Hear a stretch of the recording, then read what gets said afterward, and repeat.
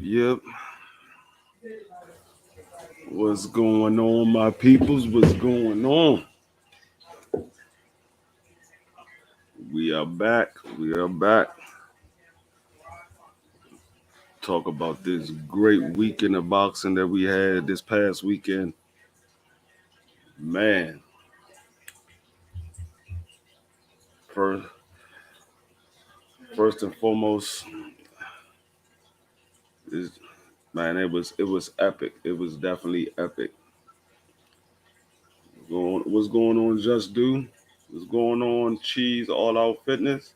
Going on, Crush, Daryl DeLurch, Quee, my sis. What's going on, man? First and foremost, I'd like to say thanks to Quee G5 with their great Southern hospitality.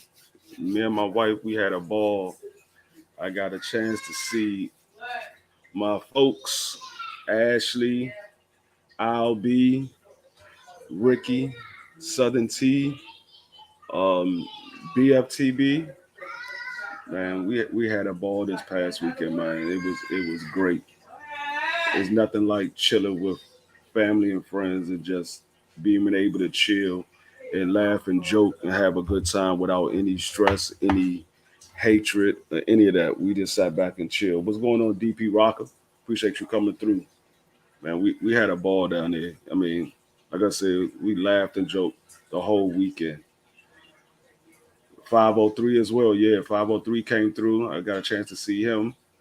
Man, yeah, we had a ball. Like I said, man, everybody is like I said, it was great. Everybody down to earth, chill, laid back. We ain't- Man, like I said, we didn't do nothing but just have a ball. We laughed and joked the whole time we was around each other. Um, man, I was mad that I had to leave to come back, but I mean, gotta pay the bills, gotta do what we gotta do for the household or whatever. But like I told Quee earlier, I would definitely be back soon because, like I said, it was short but sweet. But it was great, man. Ricky had me dying laughing. Southern T, me and Ashley cracked jokes the whole time. At Quee, Albie, man, we were just joking the whole time from the first day that I got there on Friday.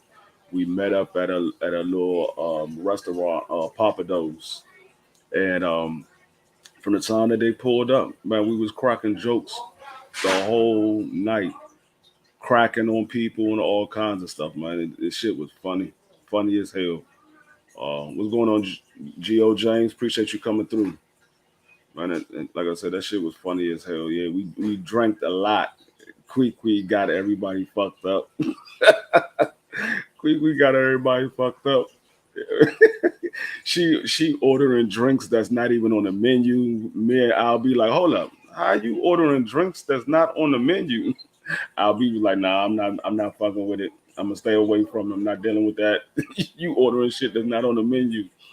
But man, we had a ball, and then of course, BF met up with us later on that evening. He walked in that joint like a superstar, and nigga, and for all you haters out there hating, go ahead and run up on BF if you want to. You're gonna be in for a rude awakening. You're gonna be in for a rude awakening. I got to see him in person. I mean, like I said, I can already tell he was a genuine individual. But I got the chance to see him in person. You're gonna be in for a rude awakening. But yeah, we had a great time, man. Um, but I'm gonna get into a couple of these fights, and of course, what's going on, Focus Ball? Appreciate you coming through. But I'm gonna drop the link for a couple of the guys, whoever want to come in. Quickly, if you want to come in, anybody that want to come in, I'm gonna drop the link for y'all. We talk about a little bit about these boxing, and then of course, we're gonna get to the main topic that everybody's been talking about since Saturday night ended. But I looked at I went back. What's going on, Cono Loco? Appreciate you coming through. I went back and looked at a couple of fights that I wasn't able to see because um, I was at Kuki's house. We was playing cards and drinking and stuff like that before we went to the fight. Um, Oh yeah, like I said, Ricky is he's a real individual. He's funny in person. His wife is sweet. She was cracking jokes and everything. Like I said, my wife had a ball. I had a ball. Everybody was 100 on it. Like I said, the same way you see them on here when y'all in the chat cracking jokes with each other, the same way you see them in person. They all genuine. But I went back and looked at. We said we drank all day Saturday. Yeah, I don't. I think we might have went maybe uh like the fight of the when Earl Spence actually came out to fight. I think that might have been the only time that I didn't drink. But we drank the whole fucking time. We drank the whole time from Friday all the way through Saturday. We drank the whole time. From the time that I met up with Kwee and Ashley and Albie, we drank all the way through. I went to sleep, and that's the thing. I went to sleep Saturday like around 2 o'clock, and my ass popped up. I mean, I went to sleep Friday like 2 o'clock in the morning. My ass popped right back up like 7 o'clock in the morning. I was just anxious to get it back around the family or whatever and get out. I was like, man, I can't be sitting in this hotel room too much longer. I said, I ain't come to sit in the hotel room. I came to see the family. Me and my wife went out had breakfast and then we got right back up. I got when my wife stayed at the hotel. She didn't go to the fight, but after me and my wife ate breakfast, came back to the hotel room. I got right back up with Kwee and Ashley and them, and we met up at her house and played cards and drank. But I went back and seen a couple of the fights that I missed Saturday. Today, I mean last night on YouTube. I caught a couple of the highlights and it was like one or two fights I was able to catch the full fight or whatever. But I talk about the I don't know why my dad on the internet keep blinking like this. I don't know what the hell is going on. But I went back and saw the Alicia Bongana fight. She did what she was supposed to do. Um, the only thing I could say about the fight, like I say, the girl that she was in there with wasn't no competition for her or nothing like that. We all expected her to win that fight. The only negative I seen out of that fight um, was she was dropping her hands and um, pretty much just trying to bait her opponent in. I guess because she knew she was more skilled than that opponent, but she can't get in the habit of dropping her guard like that. What's going on, Johnny Q? Appreciate you coming through. She can't get in the habit of dropping her guard like that because she's going to get in there with somebody um, that's going to be just as quick as her or maybe quicker than her. And if you get in the habit of dropping your guards, you're going to mess around and underestimate your opponent, and you're going to get caught with something. So that's one of the takeaways I saw in that fight that I didn't like. But I mean, for the most part, I mean, like I said, she could have just been doing that just because of the fact that she knew what opponent she had in there with her that she was able to do that with. But I went and I saw the Conor Ben fight. I saw that live. Um, I mean, it is what it was. I mean, we expected him to knock him out. It happened in the second round. That's what we expected it was going to happen. We were going to knock him out. I said it was going to be early. I said if it goes 4 rounds, it's a problem. I didn't expect it to go past 4 rounds, but I mean, and he's still calling out Adrian Bona. I'm like, why are you calling out these guys that's that's over? I mean, they pretty much are done. Adrian Bona, he's not the same Adrian Bona. He's not active like he was because of his doings or PBC. I don't know which one it is, but he's not as active as he once was, and he doesn't have the fight in him as like he had in the past. So you calling out these guys that's past their prime. Excuse me. You calling out these fighters that's past the prime, and I don't get the reasoning behind it. I mean, I understand you might not feel that you're ready for the top guys, but there's no need for you calling out these guys that's past their prime. And I understand that these guys got names or whatever, and they was a big name in the boxing industry at one time, but they're not there now. So you got these other guys that's in the same range as you, like Virgil Ortiz, Jerome Boots Ennis, and the upcoming fighters that's fighting now. They not calling for Adrian Bona and Kell Brook and Amir Khan and those type of guys. They calling for the real smoke, someone that's gonna put them closer to getting a title shot. You calling for guys that's to get some money in your pocket. So I mean, if that's the case, then you don't need to be mentioned with these guys as Virgil Ortiz and Adrian Bona, because you're not in the same mind frame, and you're not in the same you're not in the boxing industry for the reason that they are in it. They in it to be the best. You in it to get a paycheck. So and I said that, I said his next opponent, if it's not somebody that's respectable, I'm not even thinking about Conor Ben until he get in there with somebody that's a respectable opponent, because these guys that he's fighting are guys that's past their prime. And I mean, like I said, you can fight other guys. I mean, like I said, you can call out the big names, and you can still take those fights with the other guys if those people that you're calling out is not coming through. Like, you call out Virgil Ortiz and you can't make the fight with Virgil Ortiz, and so you go get a fight with a Kell Brook. That's acceptable because we know you trying to get Virgil Ortiz, but you wasn't able to get it, so you took a Kell Brook fight. That's acceptable, but you going after Kell Brook, you going after Adrian Bona. That's what I don't agree with. So I mean, I gotta see who's his next opponent. Like I said, if it's not a credible opponent, I mean, I'm not looking at Conor Ben like I'm looking at Jerome Boots Ennis and Virgil Ortiz. I'm not looking at him the same way. You got a Speedy Rashid Ellis.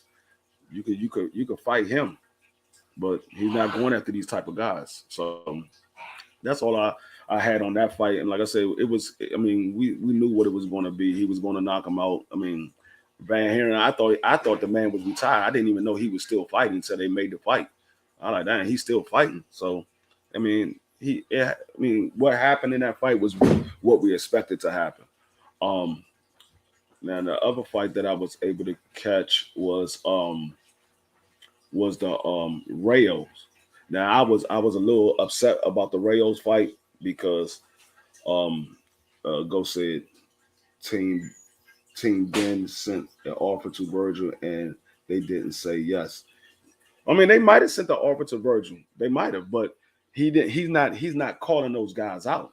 I mean, he's calling out Kell Brook and he's calling out Adrian Bona and Amir Khan. He's calling out those types of guys. So they might have sent an offer to Virgil Ortiz, but he not putting it out there to the fans to let them know that they sent an offer to Virgil Ortiz. So that's what I'm saying.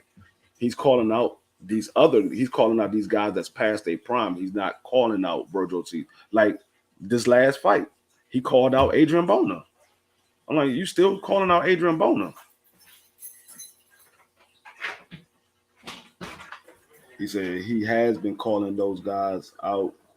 He didn't call them out after this fight because they said no.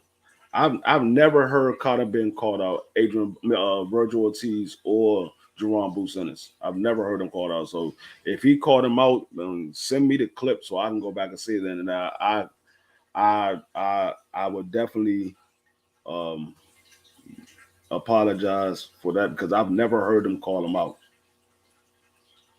He said in several interviews he called out the names at 47, Virgil especially.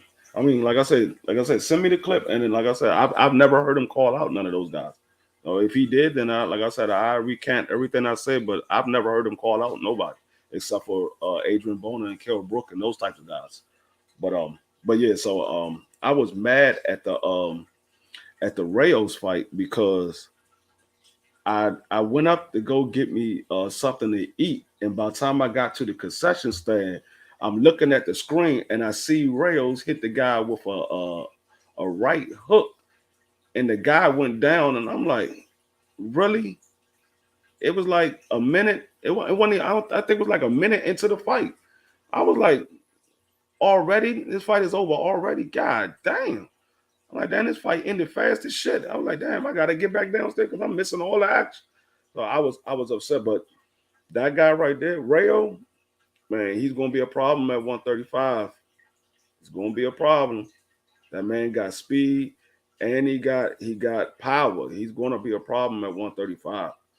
I mean, yeah, y'all guys at 135, be on the lookout because he's gonna be a problem.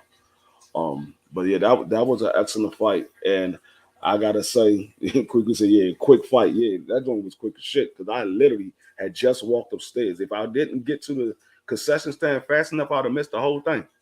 I got to the concession stand just enough to see him hit him, and he went down. And I thought he hit him with a body shot because the referee had grabbed his ribs, like, no, no, stay down, stay down. So I'm thinking he got hit with a body shot that I didn't see because I saw the referee grab his ribs. But I mean, like I said, that man, he's gonna be a problem to be reckoned with. So y'all guys at 135, y'all better be on the lookout because I believe he called out Ryan Garcia, if I'm not mistaken. I think he called out Ryan Garcia. So, I mean, y'all got it. Y'all definitely got to be on the lookout. That man, he's gonna be something to be working with. But and I want to say that boy Isaac Pitbull Cruz, that man is a star. Y'all, if y'all was in the building, y'all heard how that crowd erupt when Isaac Pitbull Cruz came out. That man is definitely a star now. He got in that fight with Tank Davis, and they went the distance. Even though Tank Davis' hand was hurt, they went the distance. That man is a star. That Mexican fan base love Pitbull Cruz. That stadium erupt when he walked out of there. And I seen him when he came out, but he's so small, he disappeared. And then next time I seen him, he popped up at the ring. But man, that crowd erupt when he came out there. I thought Earl Spence had popped his head out or something because that stadium went crazy when Pitbull came out. They started that song and he walked out and he put his gloves up. Man, that daggone stadium erupt. I was like, oh shit, these motherfuckers know who Isaac Pitbull Cruz is.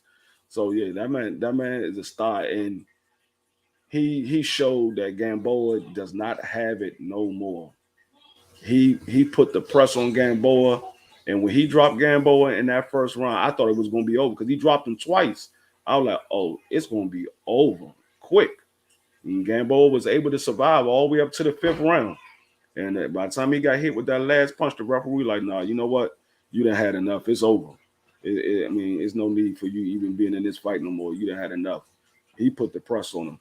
And yeah, she said, yeah, it was loud as hell. Right, quickly. That shit was loud as shit. Like I said, I thought Earl Spence had stepped out of there. Um, is it Tank versus Cruz too? That I mean, that's a possibility. I don't think Pitbull Cruz will have the success he had in the first fight with Tank. And like I said, Pitbull was the only reason why he had that success is because Tank hurt his hand. And I will say, after watching that fight with Gamboa, y'all gotta put some respect on Tank name because Tank went 12 rounds and beat that man with one hand. And he jumped on Gamboa ass, and Gamboa could not keep him off of him. And Gamboa was throwing punches, and he was catching Cruz, but Cruz was walking through them joints, and Gamboa could not keep him off of him. That man, yeah, just like Johnny Q said, he looked like the Energizer Bunny. Yeah, that man definitely looked like the Energizer Bunny. You couldn't keep him off of him. He was on his ass like shit, and it was just I knew it was just a matter of time before Gamboa was going to be out of there. And I had a guy standing behind me. He was like, "Man, I got it being stopped in the fifth round." That was before the fight even started. He like Gamboa's not going to make it past the fifth round. And damn if he didn't. It got in the fifth round, and the referee was like, "Nah, you done had enough." He got dropped that last time. The referee like, "It's over." Gamboa tried to push the ref up off him, but nah, it wasn't going. It wasn't to be. You ain't had nothing coming towards Isaac Pitbull Cruz. He just saved you from going to sleep because I believe the next time Pitbull would have hit Gamboa, he was going to sleep. But yeah, so I'm gonna drop the link in here because I'm gonna get to the main topic. Like I said, if y'all guys want to get up here or whatever, y'all more than welcome. Um, let me drop this link in here.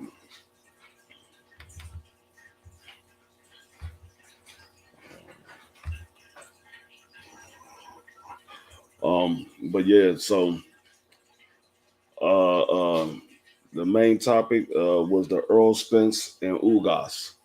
Now, for all those people that saying Earl Spence ain't no big draw like that, he's not a bigger draw than Bud Crawford and all that stuff. Y'all wasn't in that damn arena. There was 40 plus thousand people in that ring. And I saw Quee looking around. I saw G5 looking around. I saw Ricky looking around. I saw Ashley looking around. I looked around. We looked around that whole arena.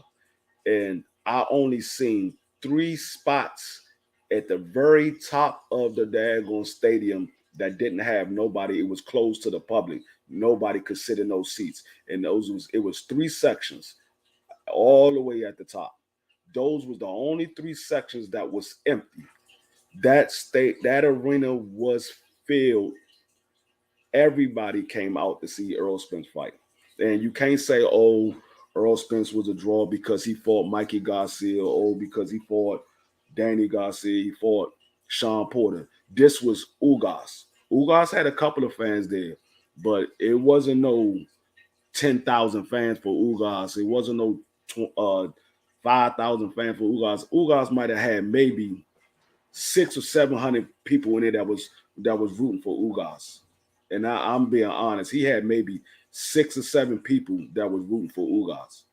I mean, I say 6 or 700 people that was rooting for Ugas. Everybody else in that stadium was rooting for Earl Spence.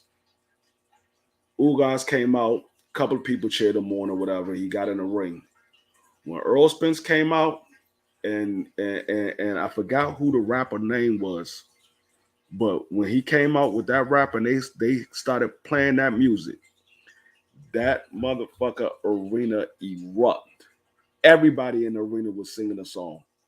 When I say everybody, I mean everybody. Everybody was in that arena singing that damn song. That motherfucker crowd erupted. And like I said, Earl Spence, that man, he put on a show.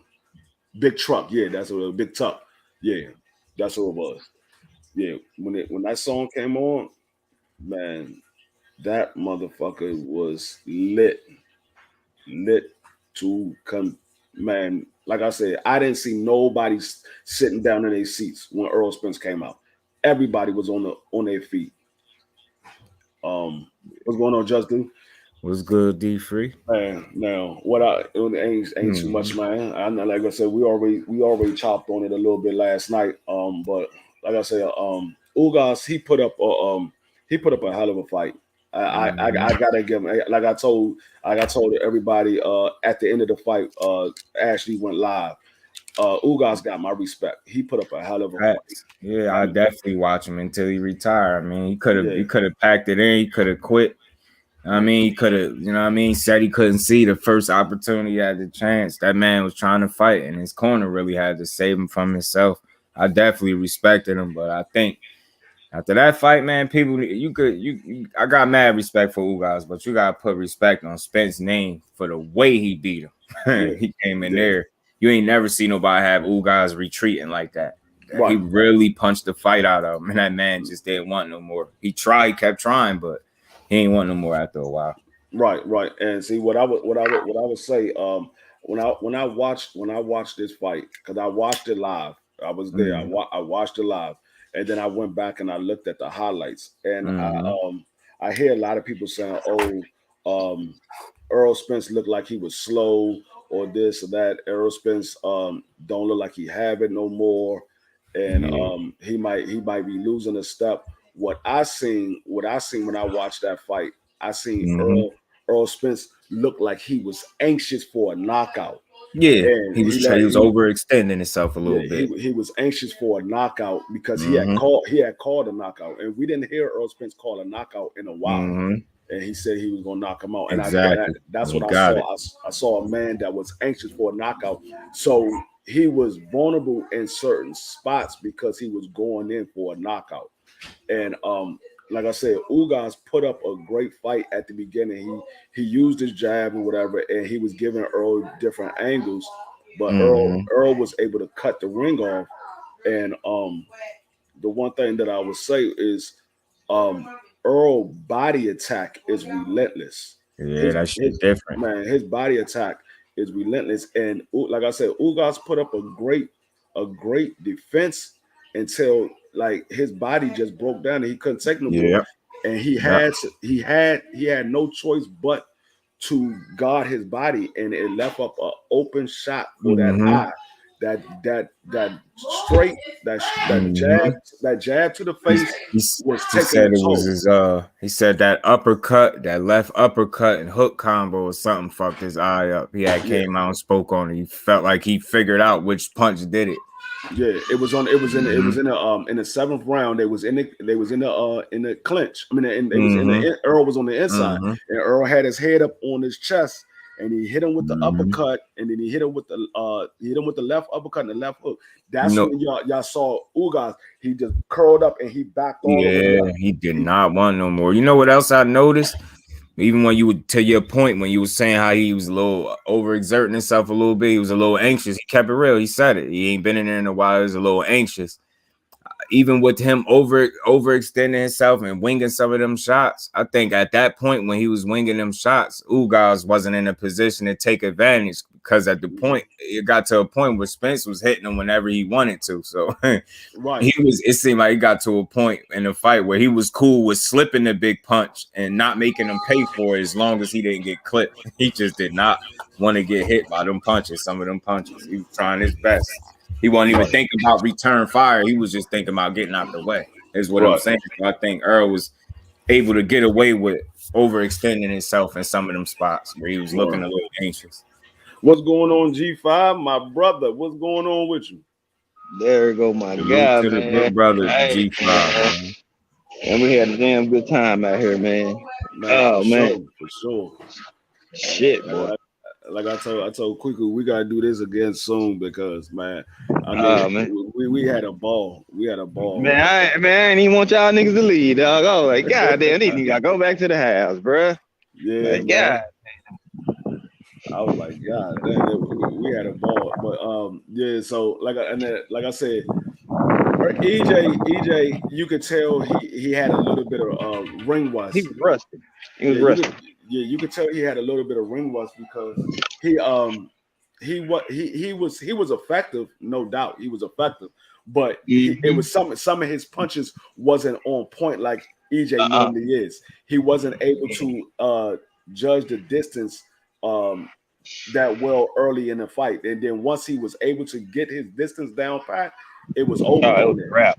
Yeah, it was over. He was able to get that distance, and it wasn't nothing that Ugas can do to keep Earl off of it. Ugas was, and I told y'all, like I said it last week before I left to go to Dallas. I said this fight is going to look like the Lamont Peterson versus Earl Spence fight, and that's exactly what it looked like. Once Earl Spence got that distance down, he was on him, and it wasn't nothing that he can do to keep him off of him, and it was only but so much. And the same way like the Lamont Peterson fight ended. Lamont Peterson fight ended because the coach, his trainer was like, nah, he don't want no more. The doctor looked at the eye, he was like, nah, it's over. He can't shit. They wanted to stop it at round 6 when they stopped it. Well, pulled him over there, I believe that was. Yeah, round 6. The first time they looked at it, because he was like, nah. Ugas like, I'm good. I can see left, right, up, down, left, right, up, down, like he's putting in cheat codes or some shit. You know what I'm saying? He's like, nah.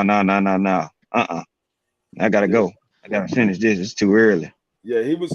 I mean, he was able to go, but like I said, that 7th round when he caught that left uppercut and that left hook, it was over because he was ready to go down, but it was like his legs was like, nah, we're not going down yet. We're not going down.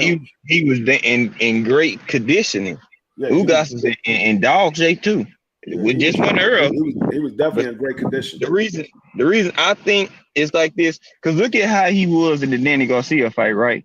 But he didn't remember he had this pressure going like that, but he stopped it once around 8-9 hit. This time he never let off the gas. So when you got pressure like that, it's repetitions with him on that shit. So him judging his distance and his timing was a little bit off due to the rust. And you gotta be precise as fuck to have educated pressure and be effective all fight. You know what I'm saying? I see a lot of people saying a lot of crazy shit. I'm like, bruh, dog, why y'all be hating on this man so bad? Like, for fuck's sake, bruh. Like, damn, boy, y'all niggas really got a disdain for Earl, boy.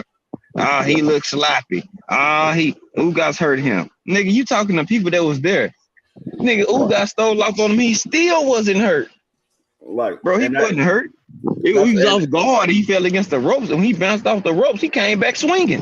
Right, and that's why I was on Corey Lee Boxing earlier, and he said that he was like, oh yeah, Ugas hurt Earl or whatever. He should have jumped on Earl, and I was like, I was in the chat, and I was like, no, Earl wasn't hurt. Earl was stunned. Yeah, he was stunned, and he was off balance. I said, but if you look at it, I said, Earl waved the ref off and was like, nah, we good. Let's keep fighting.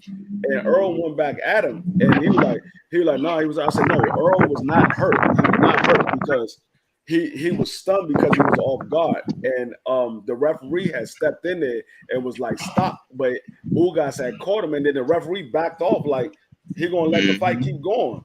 So I was like, nah, if you said stop the fight and get his mouthpiece. But you backed off once Ugas hit him, and then Earl was like, hold up, this nigga just hit me, and he got back up, and he was like, no, we good, let's go. And Ugas swung a couple more times. Earl got his bearings up because, like I said, he was stunned. He wasn't hurt. He was stunned. He was buzzed, and then he got buzzed. He caught Ugas with a body shot. Ugas was like, good, man. Ugas was like, okay, there, he back. Let me back up off of him. But like I said, that's the only round that they gave the Ugas. The whole fight, that was the only round. Ugas was getting his ass whooped from round 1 to round 10 when they stopped the fight. It was just a massacre in there. It was like EJ.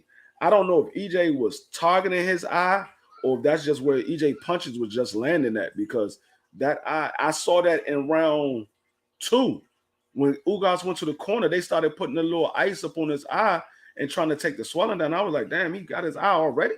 It's only round 2. I'm like, this nigga swelling up already. And then, I mean, like I said, they was talking about, everybody was all worried about EJ's eye, and EJ was like, oh, y'all worried about my eye? Nah, y'all better be worried about the next man's eye, because I'm about to break this joint. And sure enough, he broke that motherfucker. Broke it just same way. He actually did worse than Kell Brook, because Kell Brook was like, fuck no, my shit broke. Let me stop. And he's like, I remember what this shit felt like when I got my shit broke against Triple G. This nigga broke the other one. So let me stop, because this shit is I'm done. He said, I think that was when he broke his ribs. I don't know if he got his ribs broke. I didn't hear nothing about his ribs being broke, but I do know that his orbital bone was broke. I do know that. He came out and said his orbital bone was broke. So I don't know if his ribs was broke. I mean, they could be, because I heard a few things: ribs, nose, orbital bone. Yeah, because he was when his body, the man, we can hit where we was sitting at. You can hear the body shots. You can hear them joints. And I was like, God damn, he looked like he hitting a heavy bag out here. Yeah, wasn't it reminiscent of the open media workout? The way he was hitting that body, man, he was breaking. Yes, rib, nose, and eye. Yeah. Yeah, he got his shit broke up. So he would say he did break his nose. I mean, it's like you seen it, and I think he probably got ribs broke on that right side, because there was a moment in that fight where he hit him and he looked like he just like kind of braced down, and he looked like he was hurt.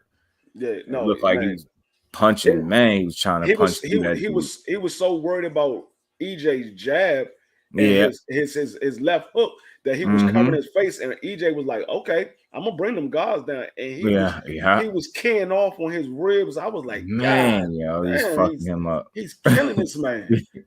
And Ugas went from this to like, hold up, let me bring this shit down. And once he brought them shit down, EJ was just coming up, uppercuts, splitting the guard. Then it's like, even when he had the guard high, it's like EJ was targeting the parts of his head that was exposed, clipping. I'm just like, yo. I was laughing so hard last night at that shit. Yeah, if anybody think EJ lost a step, y'all sadly mistaken. Yeah, that's crazy. That's crazy. That man is he's more focused now. He was like, all I need is this belt right here, and then I'm going for undisputed. Yeah, and I'm about to take this. And like I said, I told y'all, this man was going to call him out by name. That man said, what do you want next? He said, man, everybody know what I want next. I want Terrence Crawford next. I told y'all I was going to get these 3 belts. And once I get these 3 belts, I was coming for his shit too. He said, once I got these 3 belts, I'm coming for his shit too. Terrence Crawford, I want your motherfucking belt. He called. I told y'all he was going to call that man out. Everybody said, oh, he don't want to fight. EJ told you what he was going to do. He told y'all what he was going to do. And like I said, the man was going to call him out. And like my daggone, my background, you saw it. He got the IBF first, which was Kell Brook. When he got the WBC, which was Sean Porter, then he just beat Ugas. And y'all see what he doing now. He knocking on the door. Terrence Crawford, let's go. And like I said, Terrence Crawford, he tweeted after the fight. He said, great fight or whatever. He gave him his props. Like, great fight. Now the real fight happens. No more talking. No more sides of the street. He said if he could start off slow against Spence. EJ said, EJ responded back, say less. And they ready.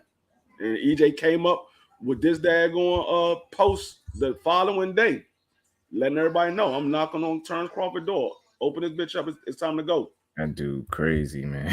And he made the shirt, and I just ordered my shirt too. I definitely got that shirt on order. But yeah, so I mean, and like I said, it's a 50-50 fight with Bud Crawford and EJ, but we all know I just see more scenarios where Spence win. That's all. He don't fight well on the inside. He don't fight well on the inside. If I had to play the fight 10 times in my head, out of those 10 times, I would see more cases or scenarios. I believe I would be able to come up with more scenarios with fucking EJ win. I didn't even realize my mic was muted. I thought I was muted deep. You see, I'm on the phone talking to you too.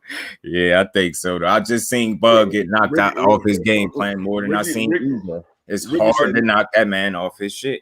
Ricky said, no, it isn't. It's not a 50-50 fight. Yeah, I mean, I feel you, Ricky. I know where Ricky coming from.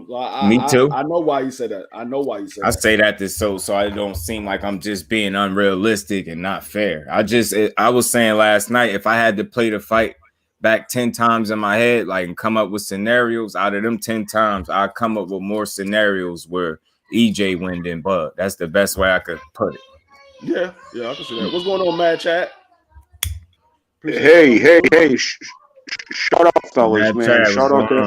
Shout out, Mr. Freeman. Shout out, Just Do Boxing, the legendary G5 Gabe. Shout out to Errol Spence, man, overcoming these obstacles.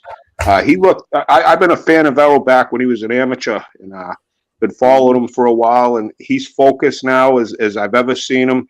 He's got that nutritionist, and the man has been through hell and high water to say he's a miracle. I call him Miracle Spence, because for him to still be fighting, after that accident, and then with the eye injury, this man's something else. He's my, favorite fighter. I like him and Usyk. Those are my 2 favorites. But my God, Errol's on top of his game, and that Bud fight needs to happen. I'm a big Bud Crawford fan as well, man. That's a beautiful fight.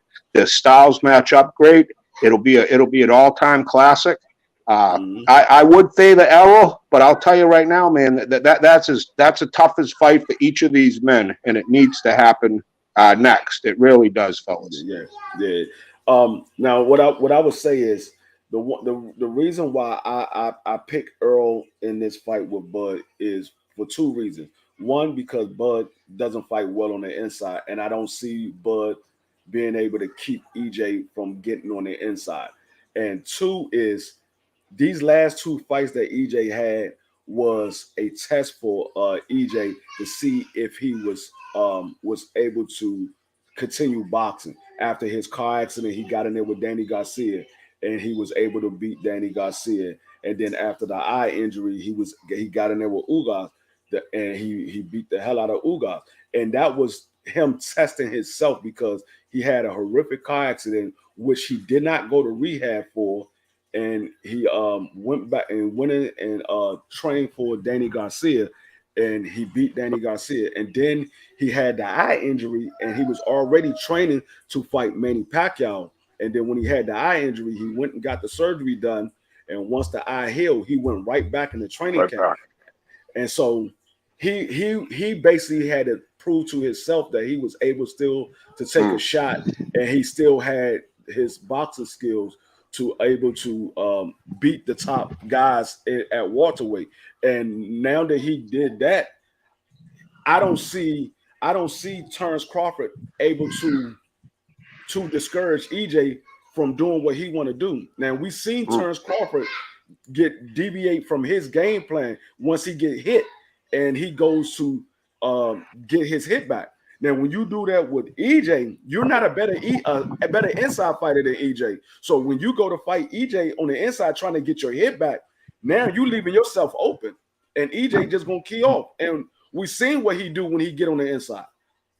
Yeah, I mean, it's a proven track record what he does on the inside. He's going to beat that body up, and he's going to bring that guard down, and he's going to connect to the chin or to the eye or to the nose. He's going to hit you. What y'all think about it? Man, right on. I look at it like people keep saying, "Oh, well, Bud not gonna let him get inside." You think EJ not gonna get inside, and Green Beans got inside, and EJ is very good at distance and cutting the ring off. You think Earl not gonna get inside of Bud? Okay, I just hear a lot of just shit that just don't make sense. Yeah, it's gonna be a tough fight. Nobody never doubting that or saying that's not gonna be the case. But they cannot. People believe that Bud is just gonna dog walk Earl. And I'm like, y'all got y'all rabbit ass mind, dude.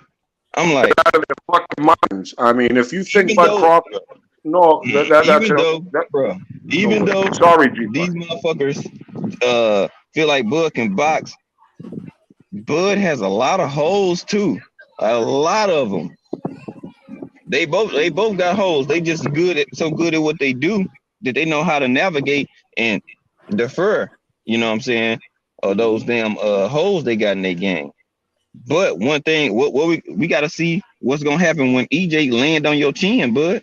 We know EJ can take a punch, and I'm looking at like, bruh, he flew out of Ferrari and hit the ground head first, bro. He's not scared of nobody's punch, bro. Like y'all could quit that. Me and D3, we and Ricky Williams, we had to fight personally, bro. So all this bullshit. Oh, EJ was hurt, bro. He was still looking. He was alert and everything. Like what my damn mouthpiece said. He got hit. He even said it out there. It was like, yeah, shit. I made a rookie mistake. I thought the ref said stop, so I can get my mouthpiece real quick, and we can keep on going, but. I mean, I just see a lot of shit. People don't want to give Earl respect for nothing. This is off a 17-month layoff, and he brought this. It ain't like he was active. So, Bud, you gonna sit out? Like you not gonna have no ring wrestle when it's time to fight EJ. Miss that shit. EJ will be fresher than you will, bruh. That's why people was telling you get you a fight in between, because if he loses, they're gonna say, well, he had a layoff. Watch. We ain't taking no excuses. Nope. Yep. So that's what I see, and I'm just like, man, Bud good, but I mean, I just don't see him beating EJ, bro. I mean, that's just me personally. He's gonna have moments and spots. Don't get it twisted, but he hasn't fought nobody that does what EJ does. Sean Porter has pressure, but he didn't pressure you like he did against Errol Spence. So that was a different type of Sean Porter. So we'll see. We'll see when the body attack get to hurting. Yeah, you can get you a little in at first, but once he finds his range, he on your ass for the rest of the fight. So that's what I see. Think it'll be good. I got Earl winning by decision or shit TKO. I think he'll swell Bud up before he knock him out, or I could be wrong. Yeah, because look what Kell Brook did to his eyelid from a jab in 3 or 4 rounds. You know what I'm saying? And you still have scar tissues from that. They don't want to talk about that. Yeah. But that is going to come back and come up and come into play when you get hit by a harder, more consistent puncher. You get hit 42 times in one eye. It's going to swell. It's going to swell. Yeah. What you got on the mat? Oh, man. Just with Errol, I think he's almost peaking. All that he's been through now, he seems to be so mature right now. And the body work, like he's been my favorite boxer. Like I don't have a fight in the dog. I don't have any reason for a fighter to be my favorite other than I love the way that this man fights. I love the way he can fight at distance. I love the way he can go in the phone booth. I love the way he can control pace. And I haven't seen Errol with that amount of pace. Once that big old diesel engine kicked in, that ring rust worked off, and he was a different animal in there, man. Those thudding body shots. I mean, he works the body so well, and he's a brilliant defensive fighter too. People just say I compare a lot of Errol. I think you get the Tim Duncan out of Errol. He just does everything so good, like so good, But I feel it's almost excellent. Like I think he's got a so underrated jab. When he's throwing that right jab out there, that's a strong, thudding, accurate jab. It's a range finder for everything. I mean, and again, he works the body. Like I just always preach to a fighter. I just always say, work the body, because it changes the whole game plan. People ask, why wasn't Ugas firing? Because he was pissed and blood. He felt like he was going to shit. His fucking liver was hanging out his back of his spine. I mean, Errol was destroying this man's inside. I guarantee you his insides hurt worse than his face. I mean, against Bud, it'll be a fight. If Bud wants to fight on the outside, that's the thing. Errol can fight on the outside. I think Errol might have a little more reach. I mean, it ain't like Errol's just this fucking thudding, middle of the road. He has to pressure you and has to fight on the inside. No, Errol can fight distance, fellas. Errol can, because that jab, that's one of the most lethal weapons in boxing. And I said from the get-go, he's got one of the best jabs in boxing today. Plus, he's a southpaw. Plus, he's a Texan. Plus, he's a miracle. He shouldn't even be here. Peaking. He's peaking. I feel this man is peaking. He's at his athletic prime. He looked in phenomenal shape. He looked like he could have gone another 12 rounds or whatever, 10 rounds. He looked like he was getting stronger as that fight was progressing. Just a phenomenal. I need to see it. I've always favored Errol against Bud. I thought Errol, when I first came on YouTube, I thought Errol was going to be fighting Canelo at 160 at Dallas. That's where I was projecting things to go at the point with Errol. That's how good I thought Errol was. I'm saying this dude could beat Canelo. But here we are with Bud. I have to favor Errol against Bud just for the fact I've been with him this long. I can't get off him from one of his best performances I've seen in a long, long time. Errol's peaking. Whoever he fights next is in trouble. I pray that it's Bud because that's what everybody needs to see. Okay, I got you. What you got on this, Just Do? I agree with him, man. Wherever Spence get in there next, I think we're gonna see even better version. It's more active. Get another training camp under his belt. I think he's gonna be tough to beat, man. Like I said, I just don't see as many scenarios between him and Bud fight. I see more scenarios of Errol beating him than him beating Errol. And it's still a 50-50 in my opinion. It's gonna be a hell of a fight. Because it take two fighters to make a great fight. So there's no doubt they both great. I just think Errol got something a little different. And I think it's easy to underestimated style, like I said, because he ain't flashy. But when you get up in there and you see that he do everything at a high level, it's just different. And that pace is a motherfucker. It's gonna be tough to keep up with that. And his jab being as consistent as it is, and him mixing up his attack, we talking about somebody that understand the value of going to the body. And you're gonna see him go to that man body like nobody ever did in his career. You're gonna see Crawford being put in some situations that I don't think we ever seen him in. Right. Yeah, so I'm gonna give my take on it, and like I said, what I see in this fight, I see it being a very, very entertaining fight. It's going to be the toughest fight for both of these guys up until this point. But what I see is Bud Crawford, he's a slow starter, and he likes to collect data at the beginning of the fight or whatever in the early rounds. But the problem with that is with EJ, while you collecting data, EJ is picking up he's getting his distance down pat, and he's going to the body. By the time you finish collecting your data, you want to come on in the fourth round, you're not going to have the legs and you're not going to have the power that you had at the beginning of the fight, because that body attack is going to take that power away. And with Bud, his power is at the end of his punches. So in order for Bud to beat Errol Spence, he has to make Errol Spence respect him. He has to catch Errol Spence with a power shot. And the only way he can do that, Earl will have to be in the mid-range. What's going on, Drew Titan? Appreciate you coming through. Bud will have to have Errol Spence at that mid-range point, which I hold on. With Bud have to have Earl at the mid-range point. And the one thing I do see with EJ, which I just believe it was because of the ring rust and because it was the fact that he was in there with Ugas, and he know that Ugas is not a big puncher. Earl Spence have lapses in his defense at the mid-range, and he can't have those lapses with Bud, because Bud does have power.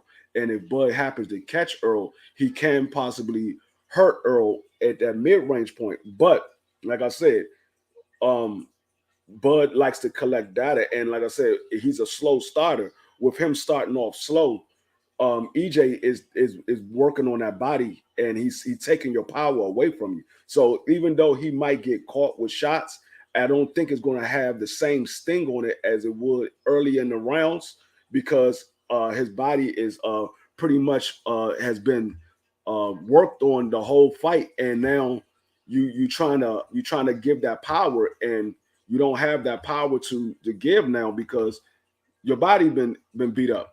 And so what I like I said, I always have favored EJ because of the style that EJ fights, and also because of the fact that Bud is a slow starter. Now, what I do want to see from EJ is for him to change up his approach, far as when he's in the mid-range, go to the high guard. Don't have that one guard down, because he likes to stand with his left hand up, and he'll stand like this. But because Bud can fight from both sides, he can fight from orthodox or southpaw. I want him to be in the high guard when he's in the mid-range. So when he's in the high guard, if Bud does throw a shot, he's able to take it on his glove instead of taking a shot on the chin or taking a body shot. So I mean, but I can see Bud winning if he's able to catch EJ, if he's able to box EJ. But I see EJ winning this fight because of EJ relentlessness and his body work. Now, we haven't seen Bud box since he's been at 147. He's been a flat-footed fighter since he's been at 147. So that's why I don't think Bud is going to be able to keep EJ off of him. He's not going to be able to box EJ. We haven't seen him box. And if he does, and not to mention, he's getting older. By the time they have this fight, Bud will be 35. So if EJ is working on his body, he's not going to be, and he try to box EJ and stay on the outside. He's burning his gas tank, so he's not going to have nothing for the later rounds. And that's why I see EJ taking his body work and his inside game would take a toll on Bud in the later rounds. And I said I wasn't going to give my prediction, but I give my prediction now. If this fight's happening and it goes the way that I think it's going to go, I see EJ possibly stopping Bud by the 10th round, the same way he did Ugas. It's going to be either he's going to close his eye, because if you look at the last couple of fights that EJ had, he closed those. He was working on those eyes, but he's going to either close Bud eye, or the body work is going to be so much that Bud is going to actually get hurt to the body, and EJ is going to take him out. What you got on the T? Appreciate you coming through, man. Yeah, it sounds good, man. What we talking about? We talking about Bud and EJ. I comment on that. I think different. I think that's like the funniest shit in the world. How like all the talk going into the fight was EJ, and Earl then closed another motherfucker eye up. You know what I mean? Yeah. But we need to start doing this. Real quick, not to cut you off. What's your point? He said, I think Bud Power is underrated. How is Bud Power underrated? He done knocked out everybody at 147. His power is not underrated. We know what his power is, but his power is only at the end of his punches. It's not on the inside. He has to be on the outside. That's why most of the time when you see Bud stop somebody, he take a step back and he throw a straight right, or he'll throw a hook, because his power is at the end of his punches. It's not on the inside. He can't fight on the inside because his arms are so long. Bud got real long arms for a 5'8" guy. He has real long. I believe his arm reach is like a 74. Yeah, 74. Yeah, 74-inch arm reach. Earl Spencer's 71 or 72. 72. And Earl Spencer's 5'10". Bud is 5'8" with a 74-inch arm reach. So his arms is extremely long for his size. And so his punches, his powers is on the end of his punches. It's not when he's on the inside. He can't really get those punches off on the inside. If you look at the Sean Porter, he couldn't get no punches off on the inside. That's why he kept grabbing Sean Porter. He don't fight well. Even with the Ivolosky fight, Ivolosky was in the inside and Bud couldn't get no punches off. That's how he got hurt to the body. And it was an unofficial knockdown, but it was a knockdown. He got hit to the body and he went down. It was on the inside. Bud don't do well on the inside. He got to have some distance. That's why I said when he's at the mid-range, that's when Bud can actually catch EJ. And that's why I said I want EJ to have that high guard up when he's in the mid-range. But go ahead, see my bad.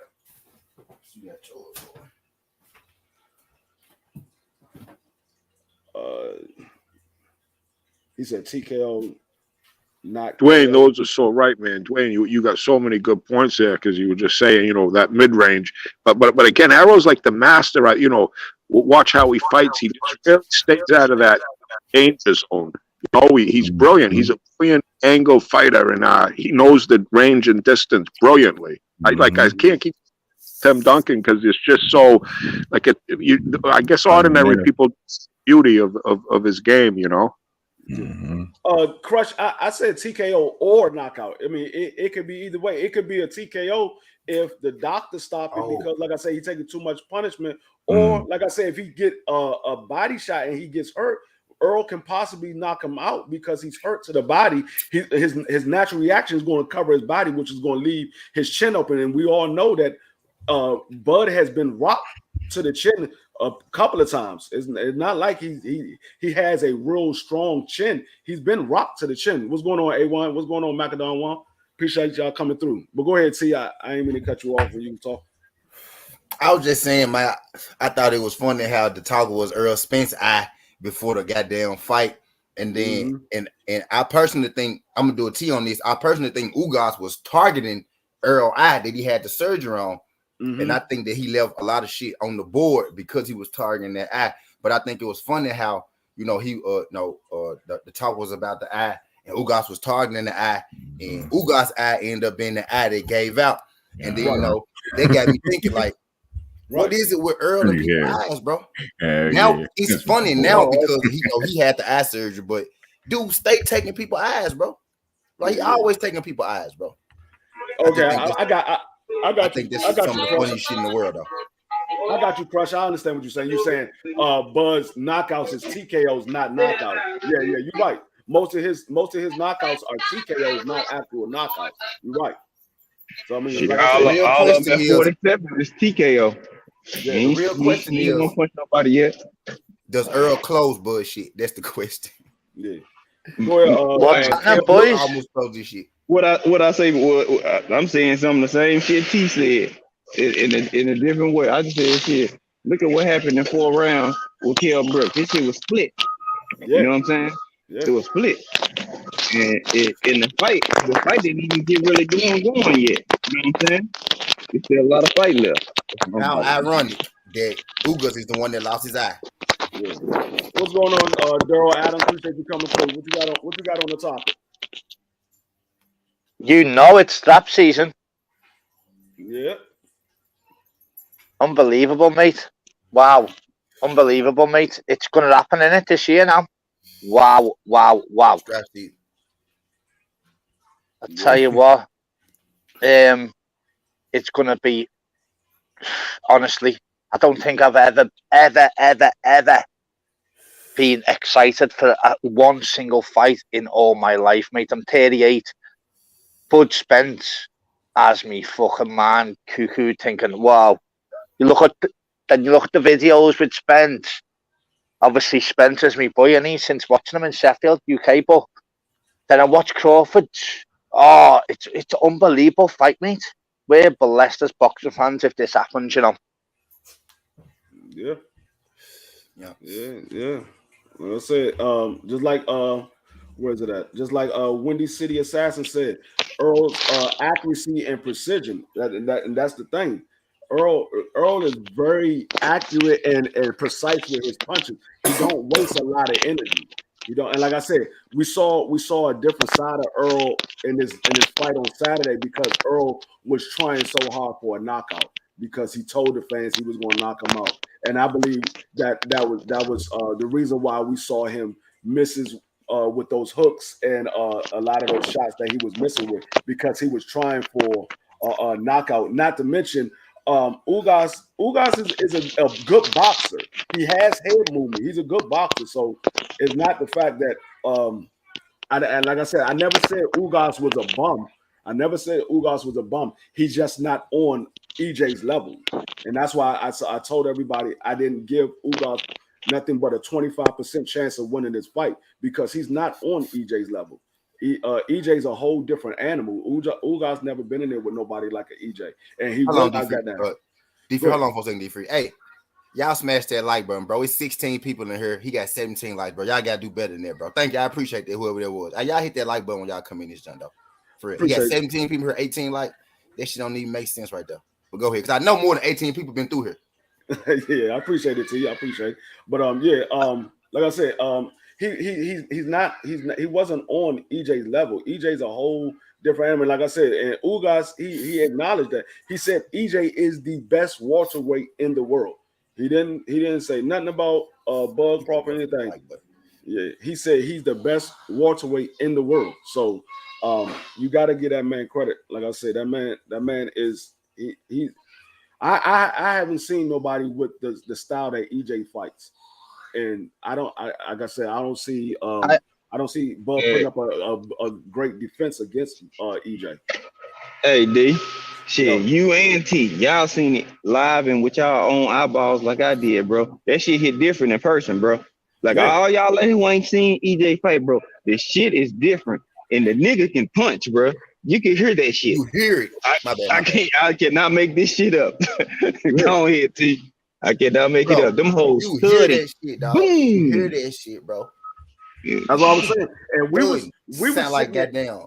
We wasn't sitting right by the ring. We was sitting at 150 section. In 150 section, if you ever been in an arena, you got the floor seats, and then you got another set of floor seats behind that, and then you got a little space for their little concession stand right there. and then you got the 150 section. We were sitting there. It's the section right above the floor. We were sitting right there, and we can hear those punches where we were sitting at. That's how hard he was hitting that man. And I was like, God damn, he's killing him. And I was walking around that motherfucker, and I heard the shit from the hallway, goddamn. You can hear that shit, man. That shit is ridiculous how hard he was hitting that man. And like I said, they said he did got his ribs broken. And I wasn't surprised from what we was hearing. I'm not surprised that his rib was broken. Right, and like Quickly said, we were sitting row 10 from the floor. Row 10. I was in row 11. Ricky was in row 9. We were off the floor. He was at row 9. Quickly was in row 10. I was in row 11. And we could hear that shit. That shit was echoing through the daggone stadium. I'm like, God damn, he's tearing this man ribs up.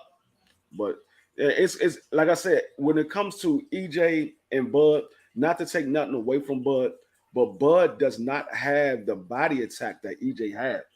And so, I know a lot of people say, oh, but Bud is a better boxer. Yeah, you can be a better boxer, but when you can't stop a man from getting on the inside, it's hard to box that man. Hey, D. They don't say he's a better boxer because he's more flashy, more athletic in his boxing ability. EJ don't do all that moving for his boxing ability. Everything is tight, compact, subtle, and you know what I'm saying, consistent. You know what I'm saying? We seen he could box, he can get on swing. And if y'all think he got EJ just flat-footed, the motherfucker was moving. If you see him, the way he was pivoting and turning, sometimes he just turned and weaved Ugas punches without even having his hands up because he know his angle and distance and position so well. Like it was times where he had one hand up, the other one down, and he'll just turn and he'll make Ugas miss, and he'll just be looking at him like, nigga, I'm just turning up out this joint. So I'm like, but people that say, oh, EJ don't have footwork. Motherfucker played cornerback and receiver. I don't know no corner and receiver that didn't have decent or good footwork. You know what I'm saying? So y'all act like this nigga can't do this, bro. He got a medal in the Olympics. You box and win off of points. He was knocking folks out too, but you win off of points, homie. Like that shit be killing me, man. Like they think Bud is just so levels higher as a boxer than Earl. I'm like, what? There's hope. That's not belief. There's hope. I hope Bud can outbox. Has anyone checked the odds? Obviously, there will be someone that'll know, like the betting officers. I don't know the gambling sites. Is anyone put up any odds at all? Who'd be favoured or? Nah. I hope Bud favoured though. Who do you reckon will be favoured? I hope Bud is favoured. I hope Bud favoured. They're not going to do it. He should be. They're not going to do it right now until the fight has been made. Once the fight been made, then we'll know who's favored, who's not favored. The fight right now, they haven't even sat down and talked to make the fight yet. So once they do that, then we'll find out who the favorite is. And right now, it's just about the fans saying, "Oh, Bud is the favorite." No, that's what I'm saying. I'm asking like the people like in America because. Well, it was actually, like everyone's saying who would be favourite. That's what I mean. I mean, I would say, from what I've been big up Dwayne anyway. Big up, fella. Big up on your channel, mate. Big up Dwayne, fella. Yeah, from what I've been seeing and what I've been hearing, EJ is favored to win the fight. From what I've been seeing and what I've been hearing. There's a lot of people that favor Bud, but I would say the mass majority is EJ. The mass majority is EJ. From all the people that I've been here. Now, like I said, Bud got a lot of fans that's supporting him and saying he's going to win the fight, but I just seen a lot more people saying EJ, especially after this Ugas fight. A lot more people have been saying EJ. What you reckon the percentages will be though? Like, because obviously what will happen now is obviously Spencer's side will go, listen, we've got 3 belts, you've only got 1. So what you reckon? I say it's probably like a 55-45% of EJ. Fans. Man, wait till after these numbers come out from this fight. The pay-per-view and the ticket sales from this fight, because it was damn sure packed. It was 40,000-50,000 in there. So after this fight and the pay-per-view numbers come out, bro, he better be gladly to take 60-40, bro. That's just honest, because this gonna do over 300K, bro. I'm gonna tell y'all that shit now. Yeah. I think Y'all go ahead, 70-30, y'all mate. go ahead, keep chopping up. I gotta go get something real quick. Go ahead and keep chopping it up real quick. Yeah. No, Me personally, I think 65-35 or 70-30, only because the numbers Spence brings. Nothing against Bud's ability, it's just that I don't know if he brings the numbers, if you know what I mean. No, I know exactly what you mean. I feel you. The proof is in the pudding. You know, it ain't like people just saying, "Oh, Bud don't sell," and then we don't have proof to show that he did sell. I mean, part of it is on the promoter too, but then you as a fighter, you have to promote and sell yourself as well. You know, you've got to. Yeah, it's a package that you bring. You've got to obviously bring the fight and more noise. I know it sounds mad that I fight with my fist, but listen, you do have to fucking put yourself out there, mate. Can't just have like interviews, but the interviews last 1 minute. Have a laugh with them, bring personality, bring banter, bring anger, whatever you gotta do, just sell it. Yeah, I mean, it could be. I mean, me personally, I don't do a lot of that. Yeah, could do a lot of that, D. But it's just, I mean, other than that, bro, at the end of the day, your numbers and your sales that you are bringing and you are putting out to the, you know, to the world of the public, shit, they don't add up to the percentage that you're asking for. So then no company is gonna pull up, because what people fail to realize, because I'm a business student, that when you go to a network and you present something to them, they're gonna go based off the work that you already have done. So they're gonna see what all you have done, what all have you sold, and they're gonna ask, why the hell I'm gonna give him the bigger pie that he don't even sell more than this guy? Right. And see, that's the reason why. That's the reason why Bud should have took another fight, because this fight right here, I believe, is going to be higher than 300K. Yeah, I was just doing at the minimum. He gonna do at least 325 or 350 or something like that. And that's just how I, you know. So I feel you on that. With a whole group of people saying that they not go buy this shit intentionally. Yeah, no. I don't think nobody in Texas didn't buy this fight. I was at daggone Waffle House, and the lady was like, "You going to the fight?" I'm like, "Yeah, I'm going to the fight." It was, man, everywhere I was going, people was asking me, "Am I going to the fight?" Everywhere I was going. Hey, look, y'all, look, no fabrication, y'all. I won't even lie to y'all, dog. I had two people this weekend walk up on me, and Burden folk did these, and folks said, I thought you was Earl on G twice, having me twice, bro. No, like I said, people was Damn, I had LT Spence. No cap, twice. And then nigga, I was somewhere. I was at a gas station, and this dude, I don't know what the fuck he was looking, but he kept looking at me like, I don't know what the fuck he was looking at me for though. But I got questioned twice this weekend though. I should have been like, yeah, and started taking pictures and shit. Yeah. Hey, shit, they walked up and asked me, was I G5? And I was like, yeah, I'm that nigga. I'm just bullshit. They ain't about to do shit. we was at Bowman Jackson. The dude was like, hold up, you do a boxing gym? I was like, nah, that's my boxing channel. He's like, man, how can I subscribe to your channel? And he subscribed to my channel right there. He's like, man, that's all I do is talk boxing, this and that. Man, everybody was out there talking about fight. They were talking about the fight. Everybody. I don't see no. I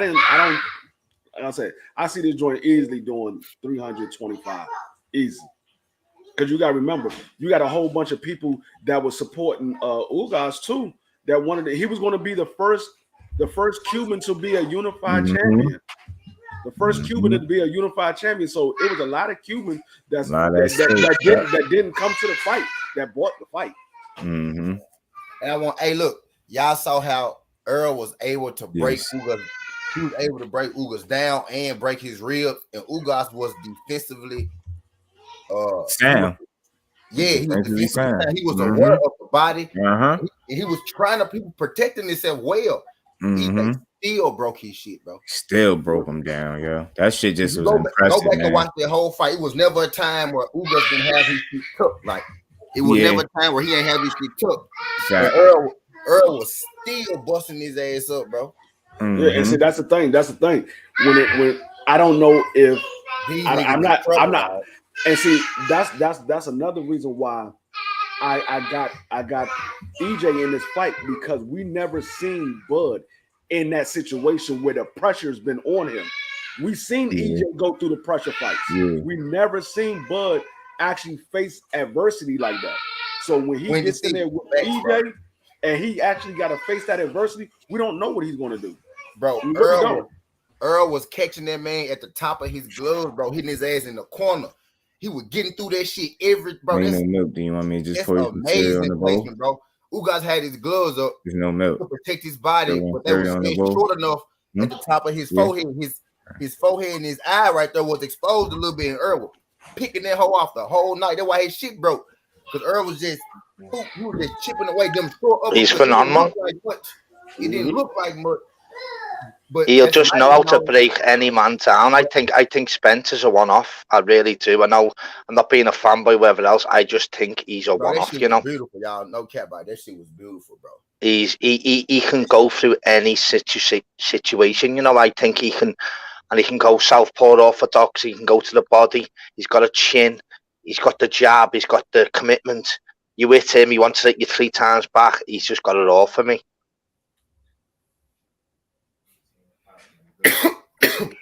Yeah, what we do know is it's Bud's fucking hardest fight of his career. That's what we do know. Right, with me.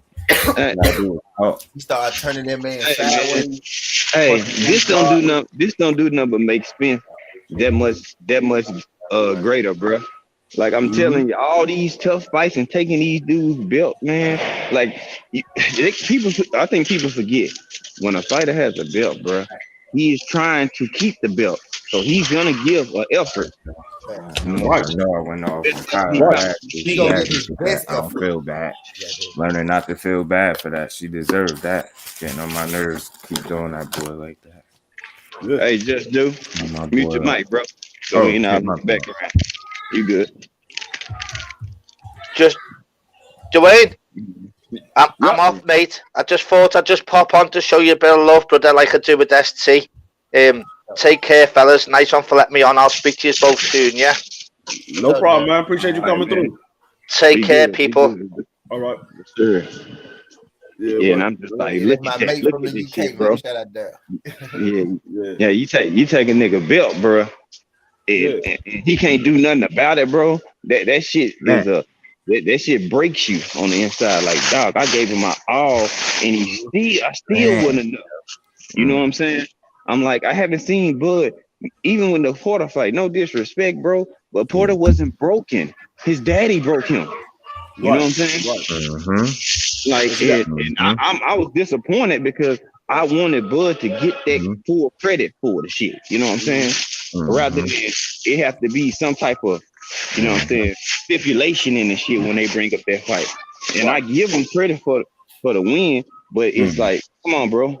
You didn't stop him. Porter was beating on the ground. Ugas wasn't beating on the ground. Why? Because his fucking ribs, nose, and eye was hurting. Shit, he couldn't beat on the ground. That's the energy he needed, goddamn it. He was getting beat on like a drum. They say Bud got all this power, right? But who have you seen just spotted up and beat the fuck up like Earl? Nobody. Not a one. Nobody. Not one. And that's the thing. And that's the thing. That's what I was talking about. I don't see Bud in these type of fights. You never seen Bud actually just beat somebody up. I mean, he did it at 140, but not at 147. He never beat nobody up. And to be honest, actually, every last one of his fights that he was in at 147, except for when I ain't gonna say every last one. I ain't gonna say every last one, but from maybe Jeff Kell Brook to Sean Porter and Amir Khan, those fights, but that man was losing, and he just happened to catch the niggas with a knockout punch. The only fight that he really was in control from the start was his Jeff Horn joint. He pretty much beat him up from the start to finish, but other guys, like you said, and even when he was fighting Jose Benavidez. Now he was beating on Jose Benavidez, but Jose Benavidez didn't look like no effect of a beating. Yeah. And that man only had one leg. He couldn't move around the ring. If that was Earl, he'd have been looking like Ugas. That's a fact. That is a fact. Like, he fought him real cautiously too. Benavidez. He fought him real, cautiously. Oh, y'all, if Bud got one punch KO power, why we ain't seen nobody flatlined on the mat yet? You know what I'm saying? Cause they'll say he got the power, one punch knockout power, but they leave out that extra part. Who has Bud flatline? No, like I was saying, they're all technical. The ref or the fighter has quit. Now that credit to you, you made them quit. But look how early they quit. That's just pussy shit to me. You know what I'm saying? Yeah. You shouldn't even stepped in the ring if you're gonna be on that type of time. That's it. Hold on. You know the Amir Khan fight, was that a technical knockout? Yeah. So. He quit. He quit. He quit, so he get the technical knockout. That's what I'm saying. He has not flatlined nobody yet. That ain't saying he can't punch because he can punch. But player. Nah, Kell Brook was putting. Be real with you. Kell Brook was putting a hurting on Bud before he. Yeah, that's why I did had a mouth round. I forgot Brook did that to Kell. I had to get you round 8. Bullshit. Go back and look at Bullshit in the 4th round, bro, when he won. Bro, if they would have got to the 8th round, Bullshit, Bud would have been one that with it. You know what I mean? For real. Like, bro, Brook put a hurting on him early in that fight, bro. Early. He about to fight Earl Spence, y'all. Yeah. No, I mean, like I said, it's gonna be a great fight. Facts over feelings, bro. You know what I mean? Facts over feelings. And now, real quick, let me slide this in here, Dwight, real quick. Go ahead. Now, compare that to, because I know what y'all gonna say. Well, Ugas buzz Earl, right? So Bud could do it. Ugas didn't buzz shit. Earl had his hands down. He wasn't even in fight mode no more. He wasn't even bracing. Took 2 punches to the face with no mouthpiece. That's what happened. I done seen Bud be in the middle of a fight in action and maybe jump in on the roof and boom, knock his ass down. Bro, that's a different. Bud was ready in fight mode, but Earl wasn't even. Earl was, look, bro, you know what I mean? Yeah, that nigga took that shit, ate that shit, bounced off the ropes, and got right back in the game, bro. Most niggas would be asleep. You know what I mean? Those defenses, like understand, this is boxing, right? Earl wasn't even boxing at that point. You know what I mean? He was completely, he wasn't protecting himself, zero. No hands, no nothing. You know what I mean? No nothing. That's a whole different thing, bro. That's a whole different thing. Everybody is really depending on, Turns gonna knock Earl out. Y'all ass go sit there for 12 rounds waiting for that knockout. And y'all gonna be heartbroken at the end of that motherfucker. And Bud gonna be beat the fuck up. I mean, even that man just broke Ugas' ribs, and Ugas he was protecting his ribs the whole fight. Even this fight with Ugas, when he got hit clean and he wasn't even looking, he got hit. He didn't go down. Now y'all can say the ropes held him up or whatever. We don't know if he would have actually failed. He didn't. All we know is he never touched the canvas. They didn't give a standing 8 count. I mean, they didn't say, the ropes held him up. They'll give him an 8 count. No, they just went ahead and got his mouth. They stopped the fight, got his mouthpiece, and gave it back to him. So this man has never touched the canvas. We seen Bud touch the canvas, but they ruled it wasn't a knockdown. We seen him touch the canvas. We seen his leg do the stinky leg when he got hit by Gamboa. Now, you got hit by Gamboa and your legs went wobbly. Imagine getting hit by Earl Spence. Imagine getting hit by Earl Spence. Your legs gonna do more than wobble. Them joints gonna give out. Stiff them right up. Yeah. I'm telling them that. It's like, look at Bud got more knockouts. Bud got more fights too. Yeah. I mean, definitely got more fights. He 35 fights. What, 35, 36 fights in? 30, like 39, 38. Yeah. 38. He got 29 stoppages. And up until Saturday, Earl had a higher knockout percentage. And Saturday just added on to it. Yeah. Now what? Earl is what? 28-0 now with 22. 28 0 with 22 knockouts. 22 knockouts. Yep. It's only 6 fights that he didn't stop somebody. Up one. You know what I'm saying? 6 fights in his career that didn't end in a stoppage. He got That's a it. 78. And those are That 3. sound like a knockout artist to me, don't it? 78%. Over 78% of the time he knocked his opponent out. That's pretty high to me.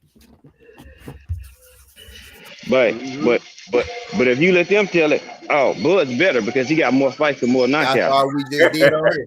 But he had That's all we undisputed did. at 140. Yeah, that's what That's they're all gonna we say. just did on here. But Now we got to but ask look the question: Is look at this. Earl a knockout puncher? Goddamn. Earl ain't fight. Earl and beat his undisputed run gonna be taking the straps off of niggas' waist. Literally. No Say it open again, bro. championship, no open belts. Oh, he fought for open championship. Nigga, please. Nigga, he took every strap from everybody. That's why you can say how the Kell Brook win. You can have all that. He left them niggas beltless. That means a whole lot more, bro. And with one less eye for a minute. 28 fights, 22 knockouts. Sound like a knockout puncher to me, dog. And look at this. Look at this other thing. Okay, Sean or Bud. Look how Porter. Why Porter still salty about the Earl win? Mm-hmm. He ain't salty about your win because he knew it was the bullshit. Come on, my nigga. He salty about Earl win because he put his all into that fight. Yes, Why you think he say Earl is number 4 on the list? You know what I'm saying? Because that man salty about it. He mad because Kenny Porter wish Earl was his son. Let's just be real about the shit. Kenny Porter wish Earl was his son. Come on, bro. Earl or Bud. Kenny Porter wish it was Earl or Bud and not Sean. Yeah. Look how hard he smiled when he see Earl and Bud. Who don't smile at Sean like that? I'm trying to tell you, boys, like that nigga done had Christmas nigga 2 times in a row. What y'all making him not speaking? What y'all make of Kenny and Sean not speaking since the fight? I mean, we knew what Telltale signs or what? We knew what it was. Mm-hmm. That's the reason why he threw So that's true.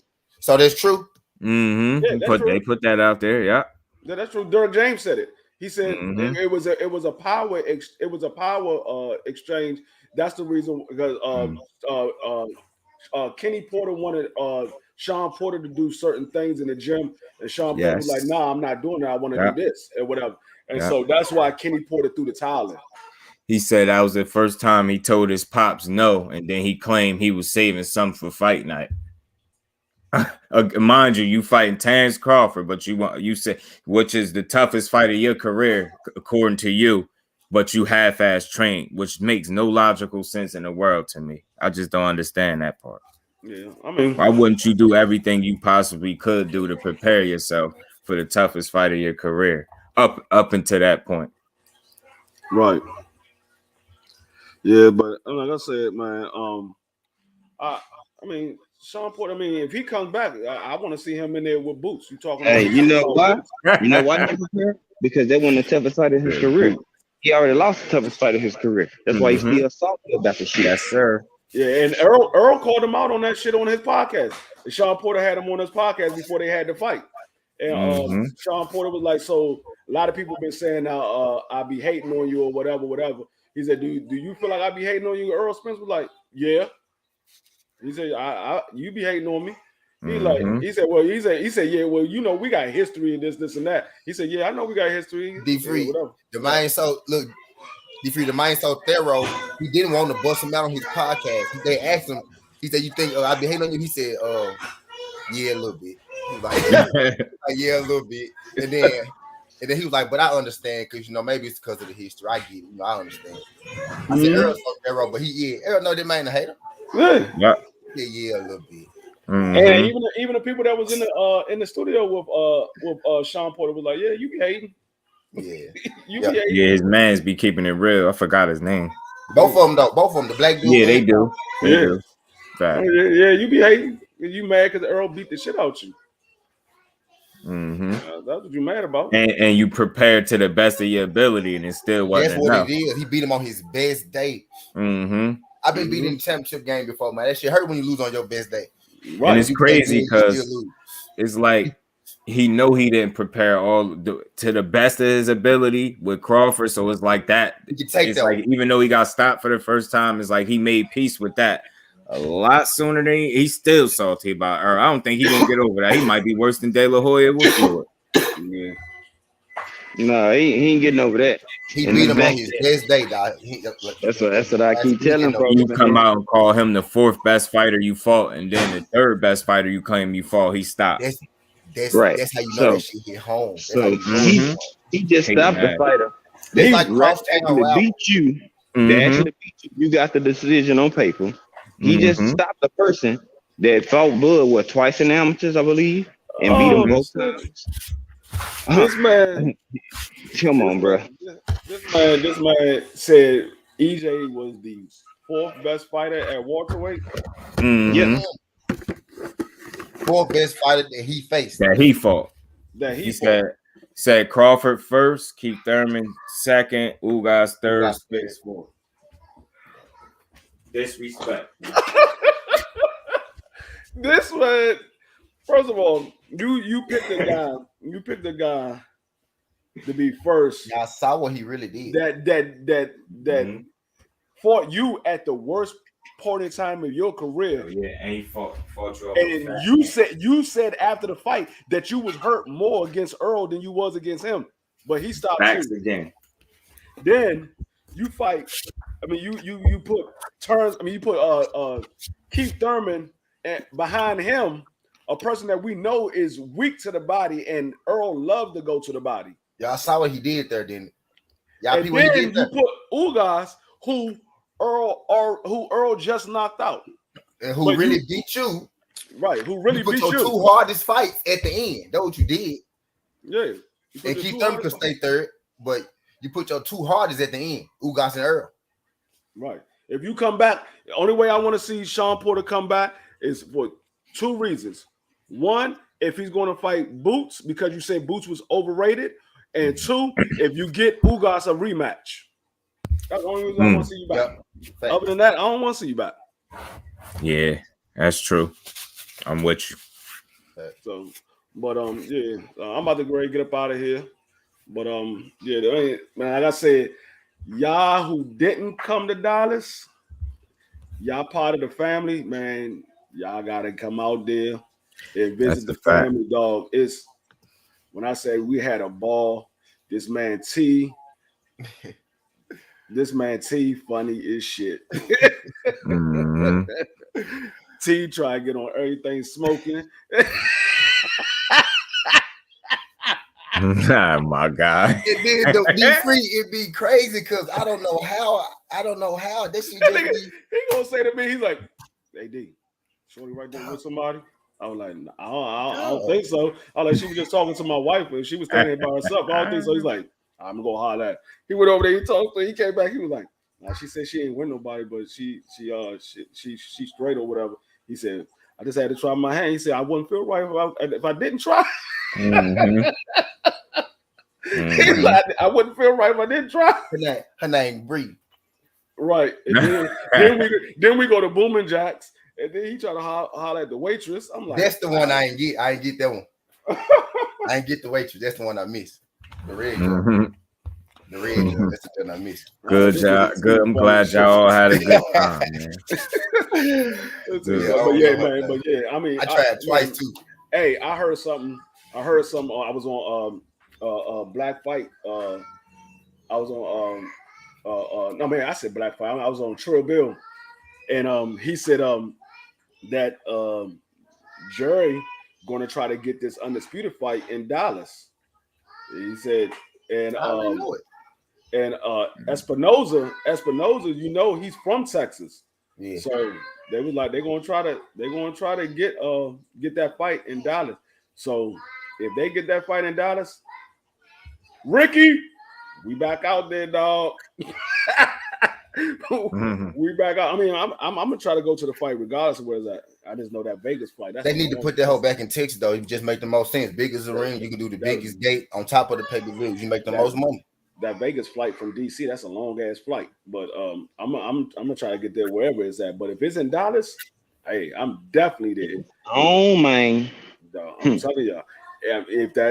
I'm telling y'all, man. How would you move it though? It don't make sense to move it. He said Bud not fighting in Dallas.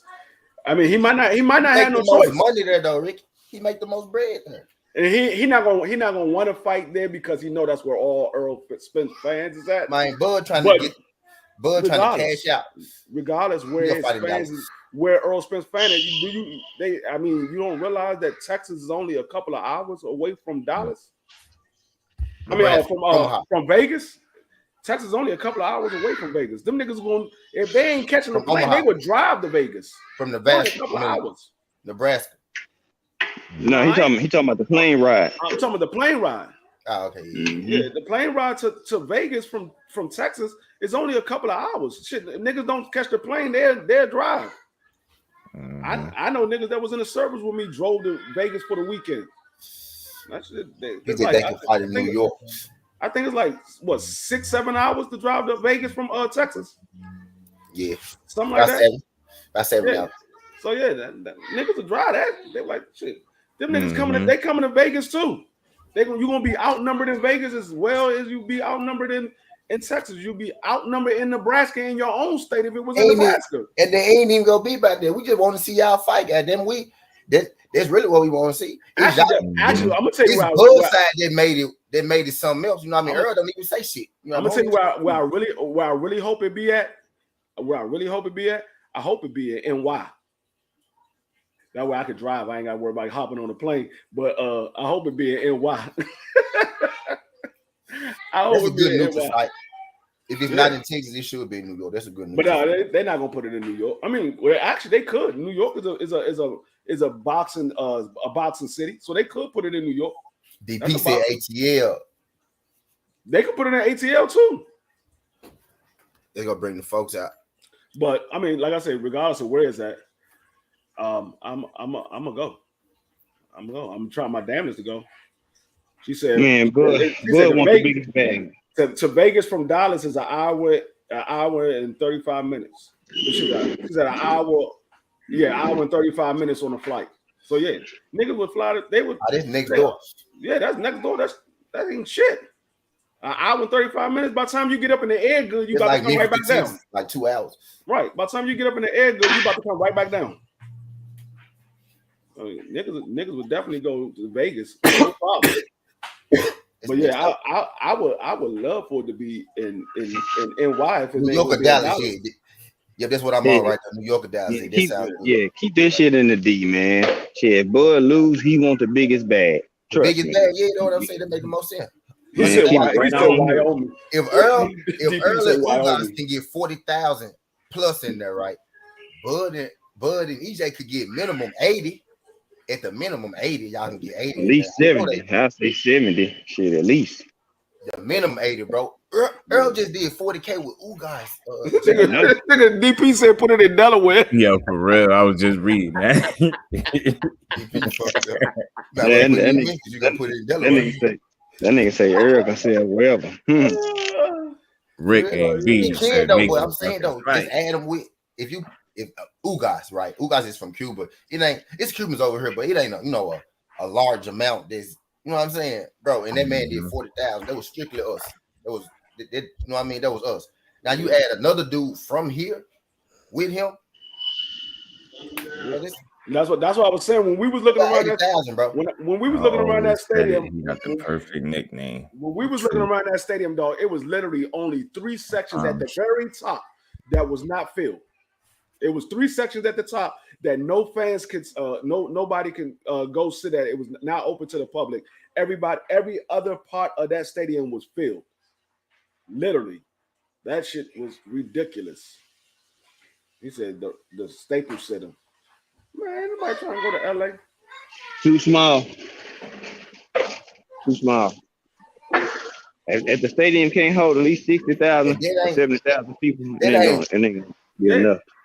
It ain't really a heavy boxing city like that. It's a lot to do out there. You know what I mean? They box out there, but the appeal will be higher somewhere else, like Dallas. Now that's what Ricky said right there. Money wise, Dallas will be the biggest bag you're going to get because not only are you going to get the pay-per-view buys, but that stadium holds 80,000 people. Now the stadium hold 100,000. 100K. No, I mean, yeah, hold on, 100K. But I'm talking about for the boxing arena. They want to. I mean, they might open it up to 100K. If they hit 80K, they gonna open that bitch up. If they don't, I know they can hit. If it's selling like that, they might open it up to 100K. Bro, 80K minimum. I mean, they can get 80K in there easy, and so you got 80K at the ticket sales plus the pay-per-view. Man, y'all niggas would be stupid not to put it over there. That's the biggest bad. That's gonna be like $100 million fight. We know it's more Bud fans than Ugas fans in America.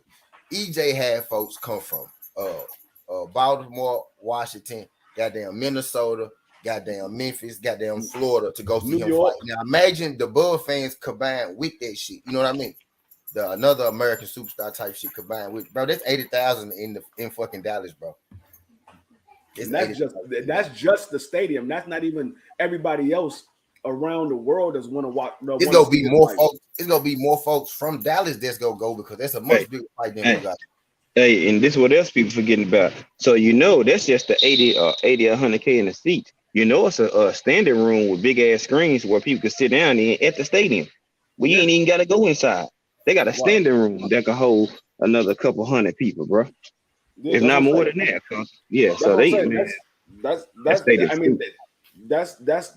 just in the stadium, and not to mention the pay-per-views they're gonna sell worldwide because you got people over in UK, you got people over in Africa that knows about these fighters. You got people in Australia that knows about these fighters. This is gonna bring everybody out, bro. This is gonna bring everybody out. Bro. A lot of these motherfuckers want to see this fight, so you're gonna make the biggest bag putting it in Dallas. To be honest with you, but I know they're gonna try to. That's gonna bring Deontay back out. They're gonna try to put it in Vegas, but I hope they do put it in Dallas because, like I said, if they put it in Dallas, I'm coming back again. I mean, I'm gonna try to go to is in Vegas. I just got to see about that damn flight. I might have to go to Dallas. I mean, that's a motherfucking flight. It make the most sense put that hoe in Dallas, bro. They got the most space for it. Nigga like me is just starting to get used to flying again. Just now starting to get used to flying again. When we came back, we hit the motherfucking turbulence. We hit the turbulence, man. That motherfucker plane was rocking like shit. I was like, oh Lord. I was like, just please land, nigga. Please land. You already got people who didn't go to this just saying they going to the budget already. See it. Yeah, I mean, I'm gonna try my damnedest to get there. What's going on, Mr. Finesse? I appreciate you coming through, man. Dude, what's good, Finesse? That's my boy. Erlen Tank fights hit a little different, man. Kenneth Johnson, appreciate you coming through. Mm-hmm. Yep, like for our generation, Erlen Tank fights hit a little different. So I done been to Earl fights, I done been to Tank fights, and I done been to other people fights. You know what I mean? And the vibe and the energy in them hoes just different. Like them hoes feel like events, not just fights. You know what I mean? They do. They do got like something big. They do got T-Mobile Arena. Type shit. It feel like something big. For real. Like you see, like motherfuckers be coming out. Yeah, but they talking about making this fight somewhere around like November. So if they do it in November, they're gonna have to wait till one of the days that the daggone football team is not there.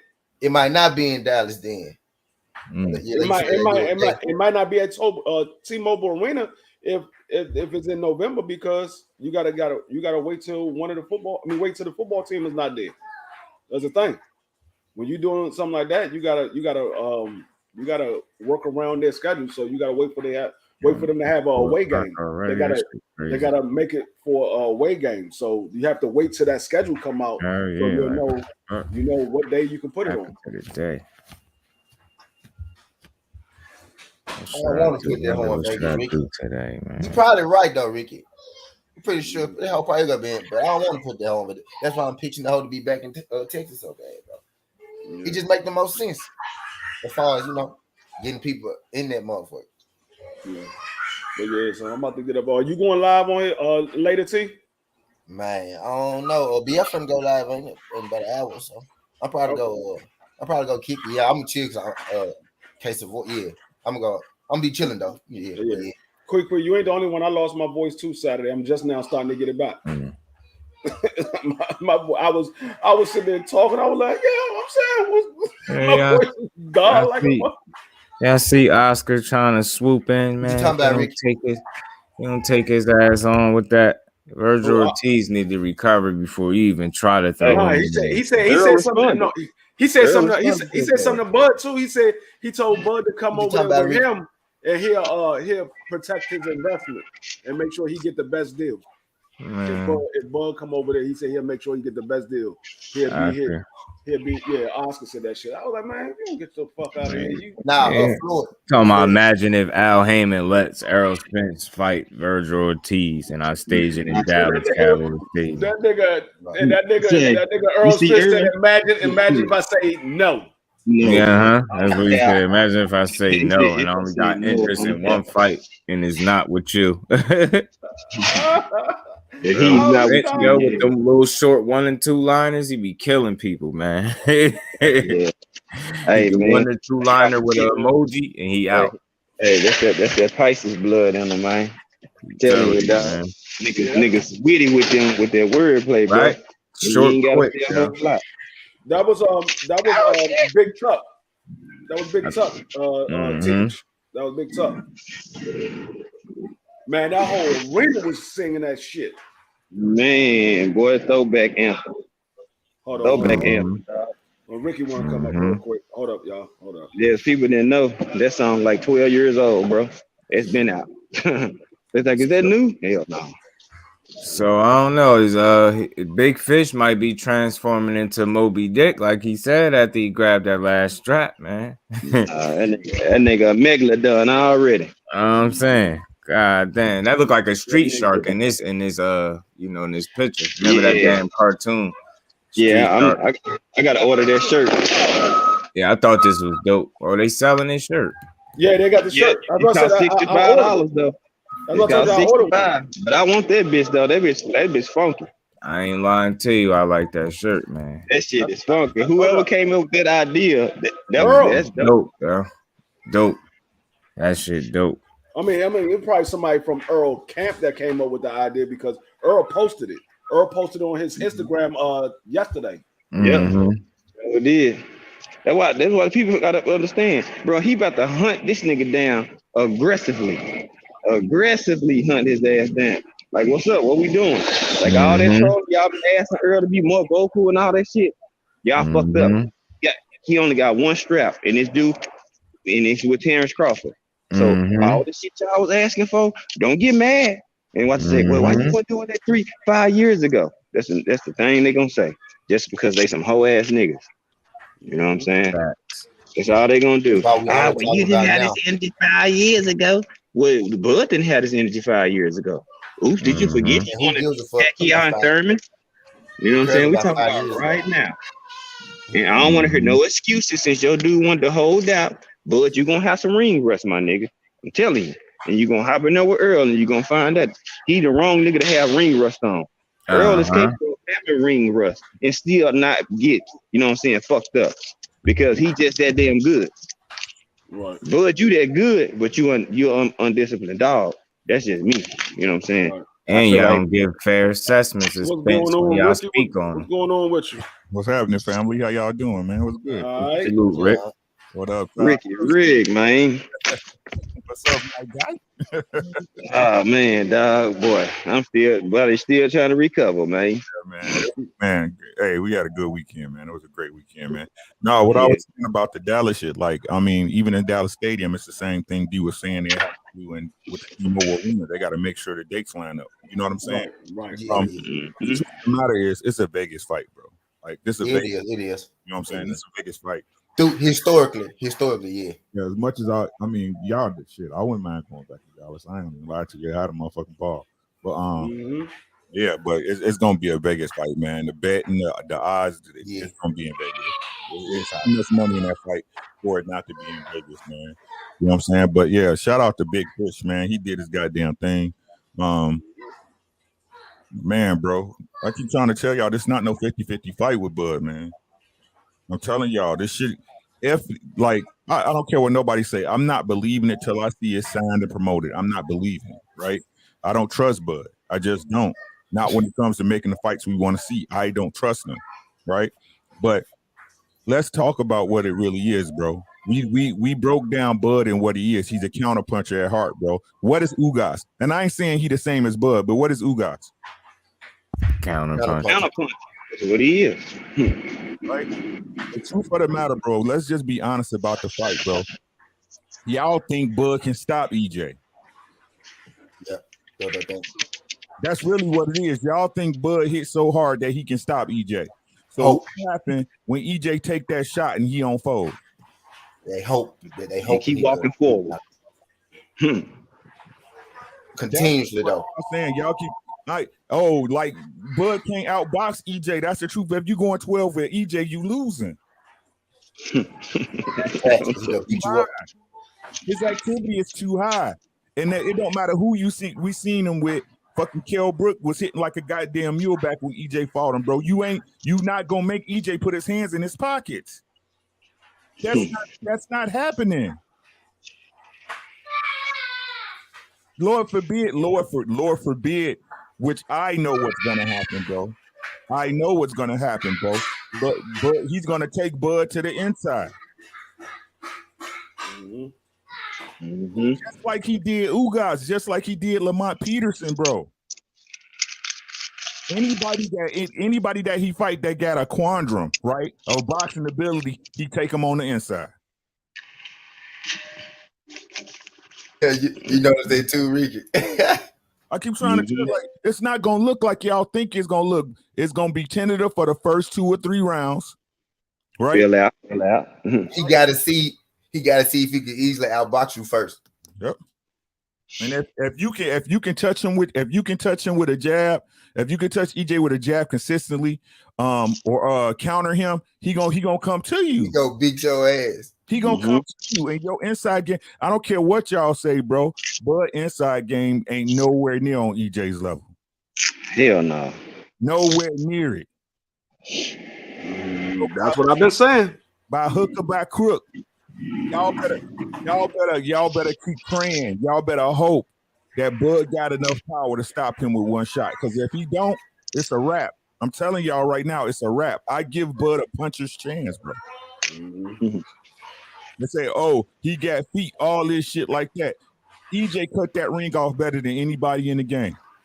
Hey, sleep on it. Hey, Rick, they ain't gonna tell you that Bud's footwork in the decline. It's still good, but it's in decline. But they don't want to talk about that shit though. And this is not emotional. This is not me, but being biased to EJ. This is what goes on in the ring. These are facts, bro. These are facts. Y'all should have got him when he was slipping. Before the rebirth, as I call it. You should have got a nigga beat your ass when he be hopping and skipping in the ring and shit. Y'all know Earl put the ring up, he be skipping like y'all know he do that look like a gallop or something. Man, it's not no disrespect to That shit be funny. I'm telling y'all, bro. It's a reason why this fight hasn't happened, bro. People don't believe me. Man, bro, they already been in the gym together, bro. Bud and EJ already sparred. His camp already know what it is. I'm telling y'all. They have? Yes. Yes. Not no man. I didn't know that. His dad dropped the bomb on that shit. He was man, like, hard, Bud. EJ fucked Bud up in sparring. Yes. He fucked Bud up. I'm surprised y'all didn't know that. Come on. Y'all just learned something, bro. Hell yeah, he fucked Bud up. His dad dropped it back in the days when they was trying to when they first went to ESPN trying to get the fight Bud. But Arrow and his daddy went to ESPN on their own to try to get the fight with Bud, bro. They interviewed his father. He was like, "Yeah, we tried to make that fight. We sitting up there. We already sparred the man. His camp already know what's up." I didn't know that. I just learned something. Back when they was trying to make the fight with ESPN, his daddy and Arrow was trying to make that fight independent.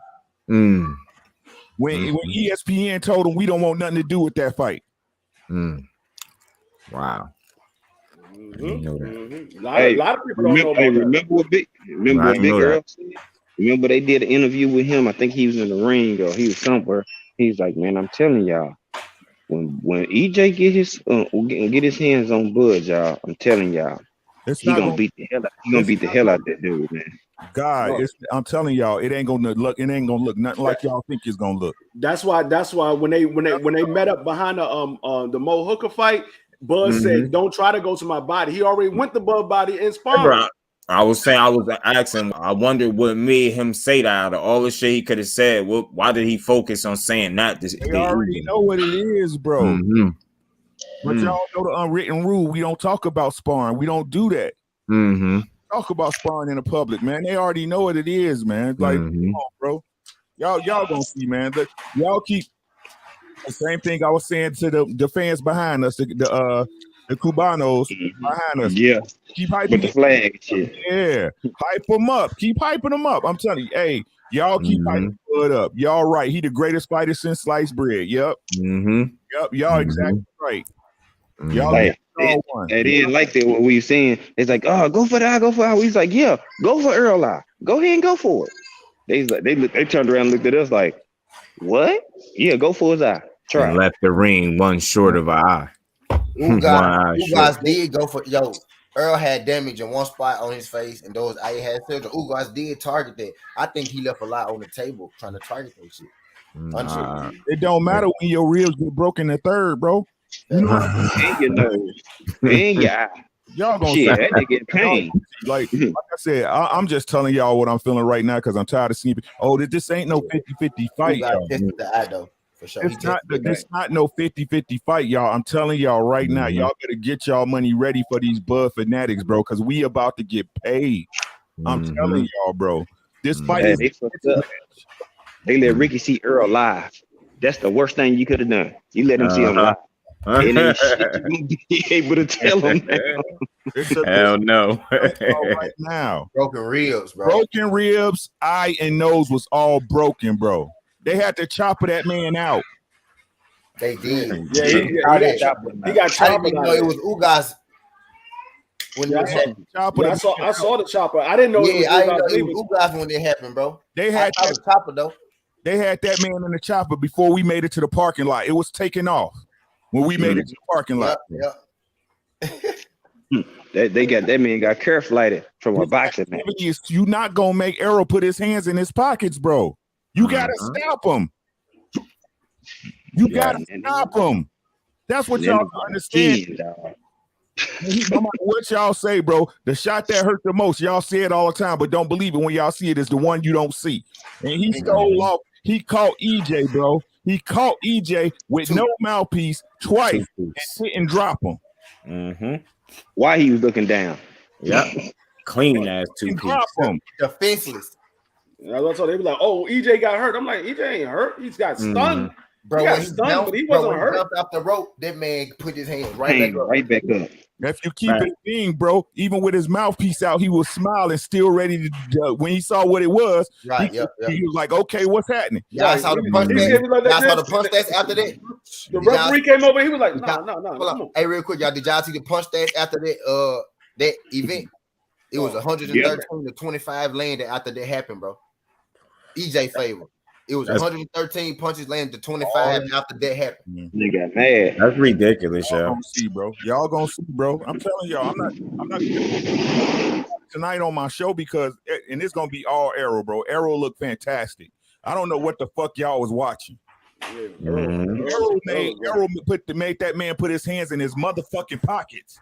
Why he ain't swinging? What he made him put his hands in his goddamn pockets, bro. That's why you see what I say. He was doing good for the first 2 rounds, and after that, Ugas was like this the whole time.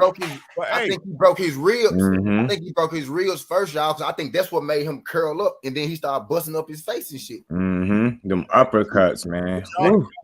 Hey, what they don't say is that nigga Earl, if he can't get to your ribs, he gonna blast your hip bone. Bow, bow. And you gonna, as soon as you move or shift or you can't move like you want to, now he got the shot he want. He about to start killing your shit. That man, literally the truth, man. I give y'all. Y'all saw. I don't care what y'all say, bro. I gave Bud Crawford his absolute respect and props. on fighter ratings, bro. I gave him everything he's supposed to get, bro. But y'all don't nobody want to get Errol this man props. Ain't nobody gonna say about the adjustment Errol made by seeing that he was getting countered, so he started stepping to Ugas, right? Don't nobody want to see how he started rotating to that right side once he saw that eye was closing, right? Right. Or when he engaged Rick and he know how to pivot and turn and Ugas swinging and he just looking at the punch like, what the fuck you doing?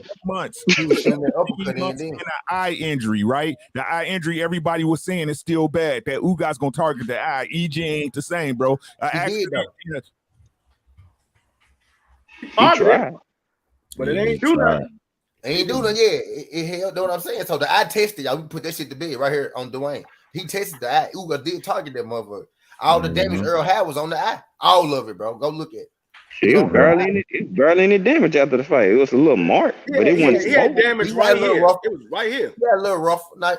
Yeah, a little yes, rough. sir, Kenneth. Yes, sir, KJ. You're exactly right. But look, man. Look. Errol is a goddamn problem, bro. The only thing that make y'all say the shit y'all say is one, the white man and over there in ESPN and the powers that be push fucking Bud to y'all so hard. And two, that man was in an accident and had eye surgery. Not everybody want to put out a video talking about, man, what would have happened to Manny Pacquiao? We did that back in August. Exactly. Right. Exactly. We did that back in August. What would have happened to Manny Pacquiao, bro? But y'all want to keep lying like we don't see what we see, bro. We ain't got no reason to lie to y'all. There's no lie in us. None. The real ones know. Y'all keep, like I said, man, y'all Bud fans, bro, when this fight get made, let's talk numbers, bro.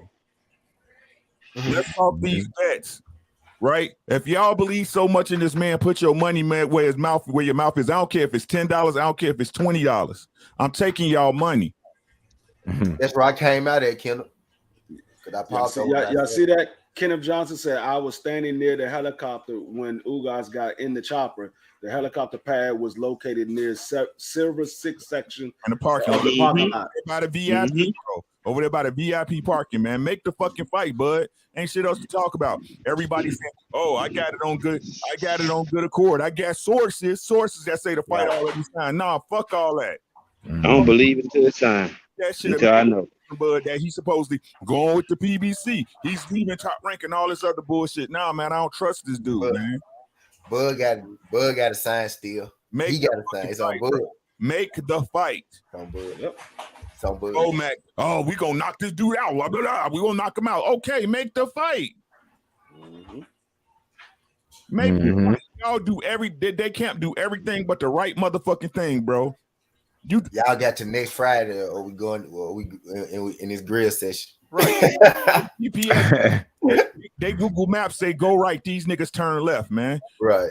Get on the fucking board and do what the fuck y'all supposed to do, man. Make the goddamn fight. The fight should have been made. Y'all know this. We wouldn't be having this conversation, bro. But again, as always, Errol's what the fuck he's supposed to do while Bud's sitting on his ass drinking pina coladas and shit. Still with that one fucking D3 picture up there. You see D3 picture up there. Hey, that nigga still got that one belt. EJ had 2 layoffs, and you did nothing to gain any traction. There's one guy cab drivers and fucking tomato cans and has been and would haves and shit, and there's one dude that's taking belts off champs. Everybody got to get off. If Earl he gonna be everything y'all wish Canelo was. Cause Bud stopped the guy Errol already beat. Right.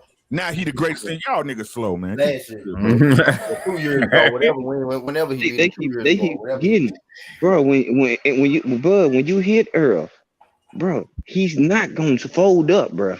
I'm telling y'all, dog. We built different in Texas. I promise. I'm so glad y'all got to see what I've seen live in person. Right, man. I'm telling y'all, Errol different, bro. He's different. It was my second jump, G5. That was my second jump. Errol different, bro. And Dallas showed out for motherfucking EJ, bro. Dallas showed the fuck out. That bitch was full damn near, bro. Yeah. Damn near full. Every place 40K plus, I think. Shit. Damn the stadium. Every place we went to go get something to eat was damn near full. Traffic was a motherfucker. Man. Oh god. We couldn't even get into what's that jump we couldn't even get into? Papa Do's. Papa Do's. We sat up there for 2 hours and couldn't even sit down. And then they told us after we still gonna have another hour wait. Nigga, what? We been here for 2 hours. Fight day, all you saw was Big Fish, man down t-shirts and shit. Every goddamn where. Everywhere. Hey, not just black people either, y'all. White, Mexican, Caribbean, whatever they were, bro. They say Asians, man. All them people was supporting Earl. Yeah, it just goes big, to show. diverse fan base. Make the fight, bro. Make the fight. I already got the money to the side. Come on, man. Do that shit, bro. I already told y'all. I'm going. Fuck it, I'm going. Get shit out the way, man. I'm going. Yeah, give us a November. Shit, Earl will come back in October. He ain't doing no tripping. He ain't take that much damage. He ready to go. If I was them, I would run that shit the same day as Triple G versus Canelo 3. That's the day I would run it. When they supposed to fight? November? September.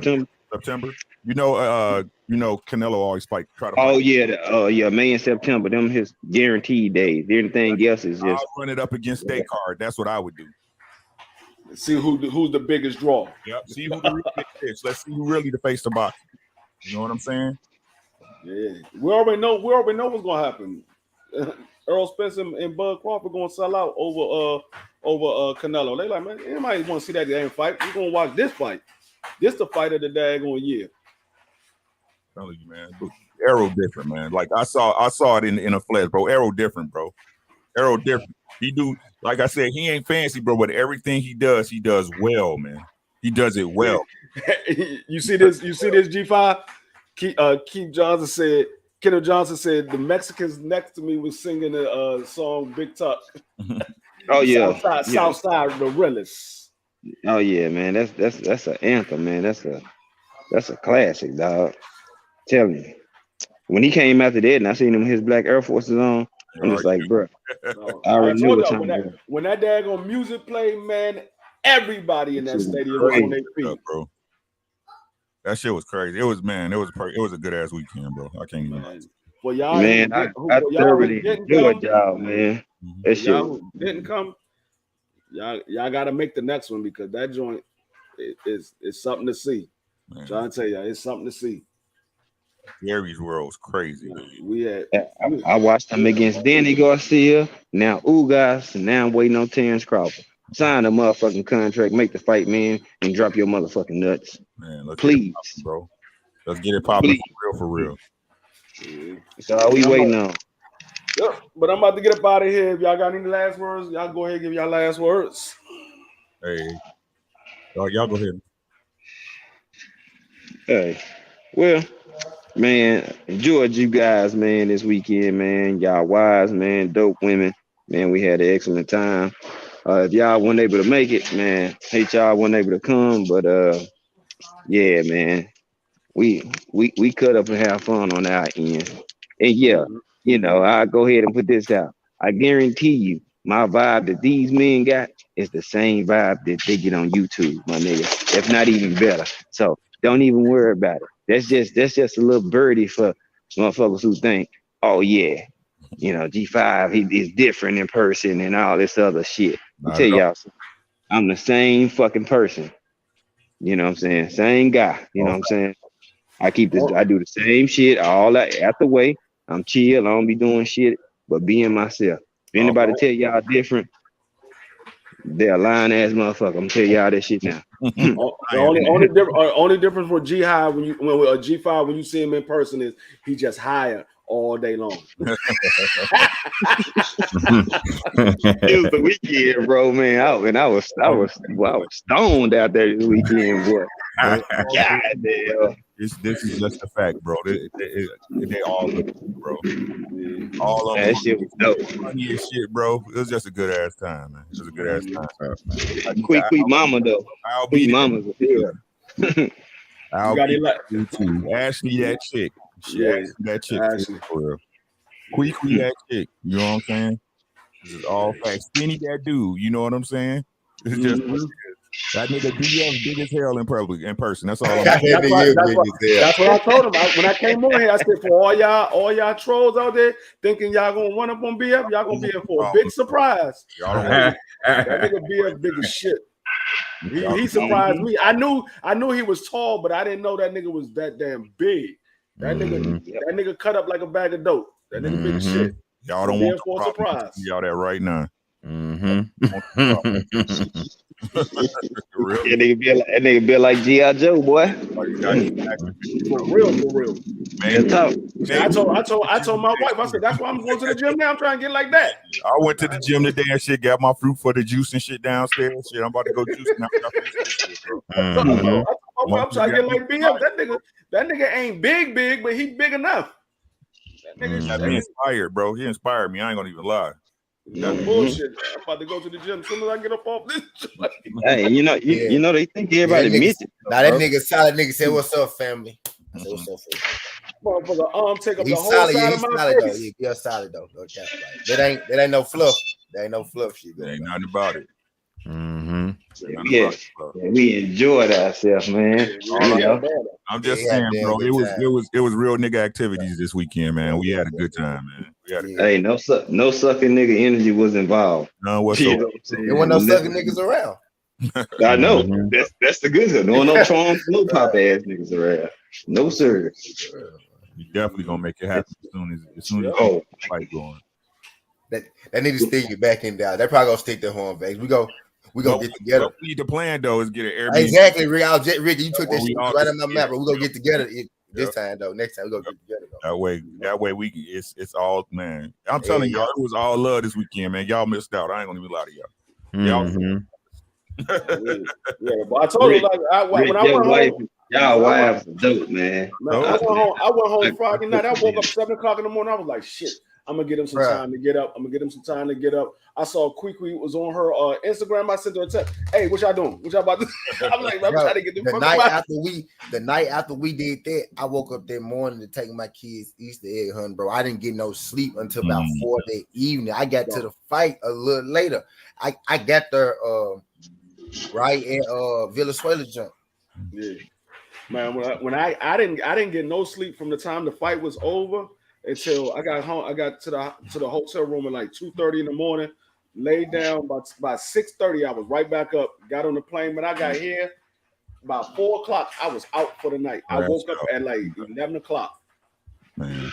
Shit, nigga. By the time my Queen texted me and said she made it home from my career, nigga, I was knocked out. I was out of there. She texted out, baby, I'm home. Nigga, I'm done. Especially one of them nights I had like 6 edible chocolate chip cookies. I had smoked. No, if they do it in Vegas though, Skinny, we betting, bro. We going up in Vegas. Bro. Oh hell yeah! Y'all gonna have to take me up. They could do it. Y'all have to take me up. Yeah, we can do it in Vegas. You know why? Because the herb is legal in Vegas. I can walk down the street and smoke a spliff. Oh, them niggas done fucked up. What happens in Vegas? Yo. You already know, man. Hey, let D-Free get out of here, man. I'm gonna get about here. I'm about to say it and keep another hour. Don't worry about it. That's that family shit, man. That's 10-15 minutes. Yeah, I'll be going live tonight. I'll be live at 8 on the dot. Great show, D-Free. Excellent show, man. I appreciate that you come through. Man, dog. Bring down a property value, man. That was a great show. I ain't even gonna lie. I don't even tell people this, man, dudes especially. But damn, I said, boy, I miss my niggas being out here. Oh, goddamn ready, bro. I ain't the same to say it, bro. I love you niggas, man. Shit. You know what I'm saying? Oh, yeah, all love, my brother. I just got home today. I literally just got home when I came on D-Free Jump. Yep. I usually tell P I miss her and love and shit, but goddamn, boy, I miss y'all niggas, dog. That shit was dope, man. I enjoyed myself, like for sure. I got to enjoy myself. Man, that shit was lit. I appreciate everybody coming through. Make sure y'all hit the like button, share, subscribe to the channel. And I'll be back tomorrow with your boy, Boxing Matchup. Peace. Yo, see y'all later. All right. Home where the killers, home where the G's. Boys around here crawling dub, deuce D's. It's another place, south side's an eye.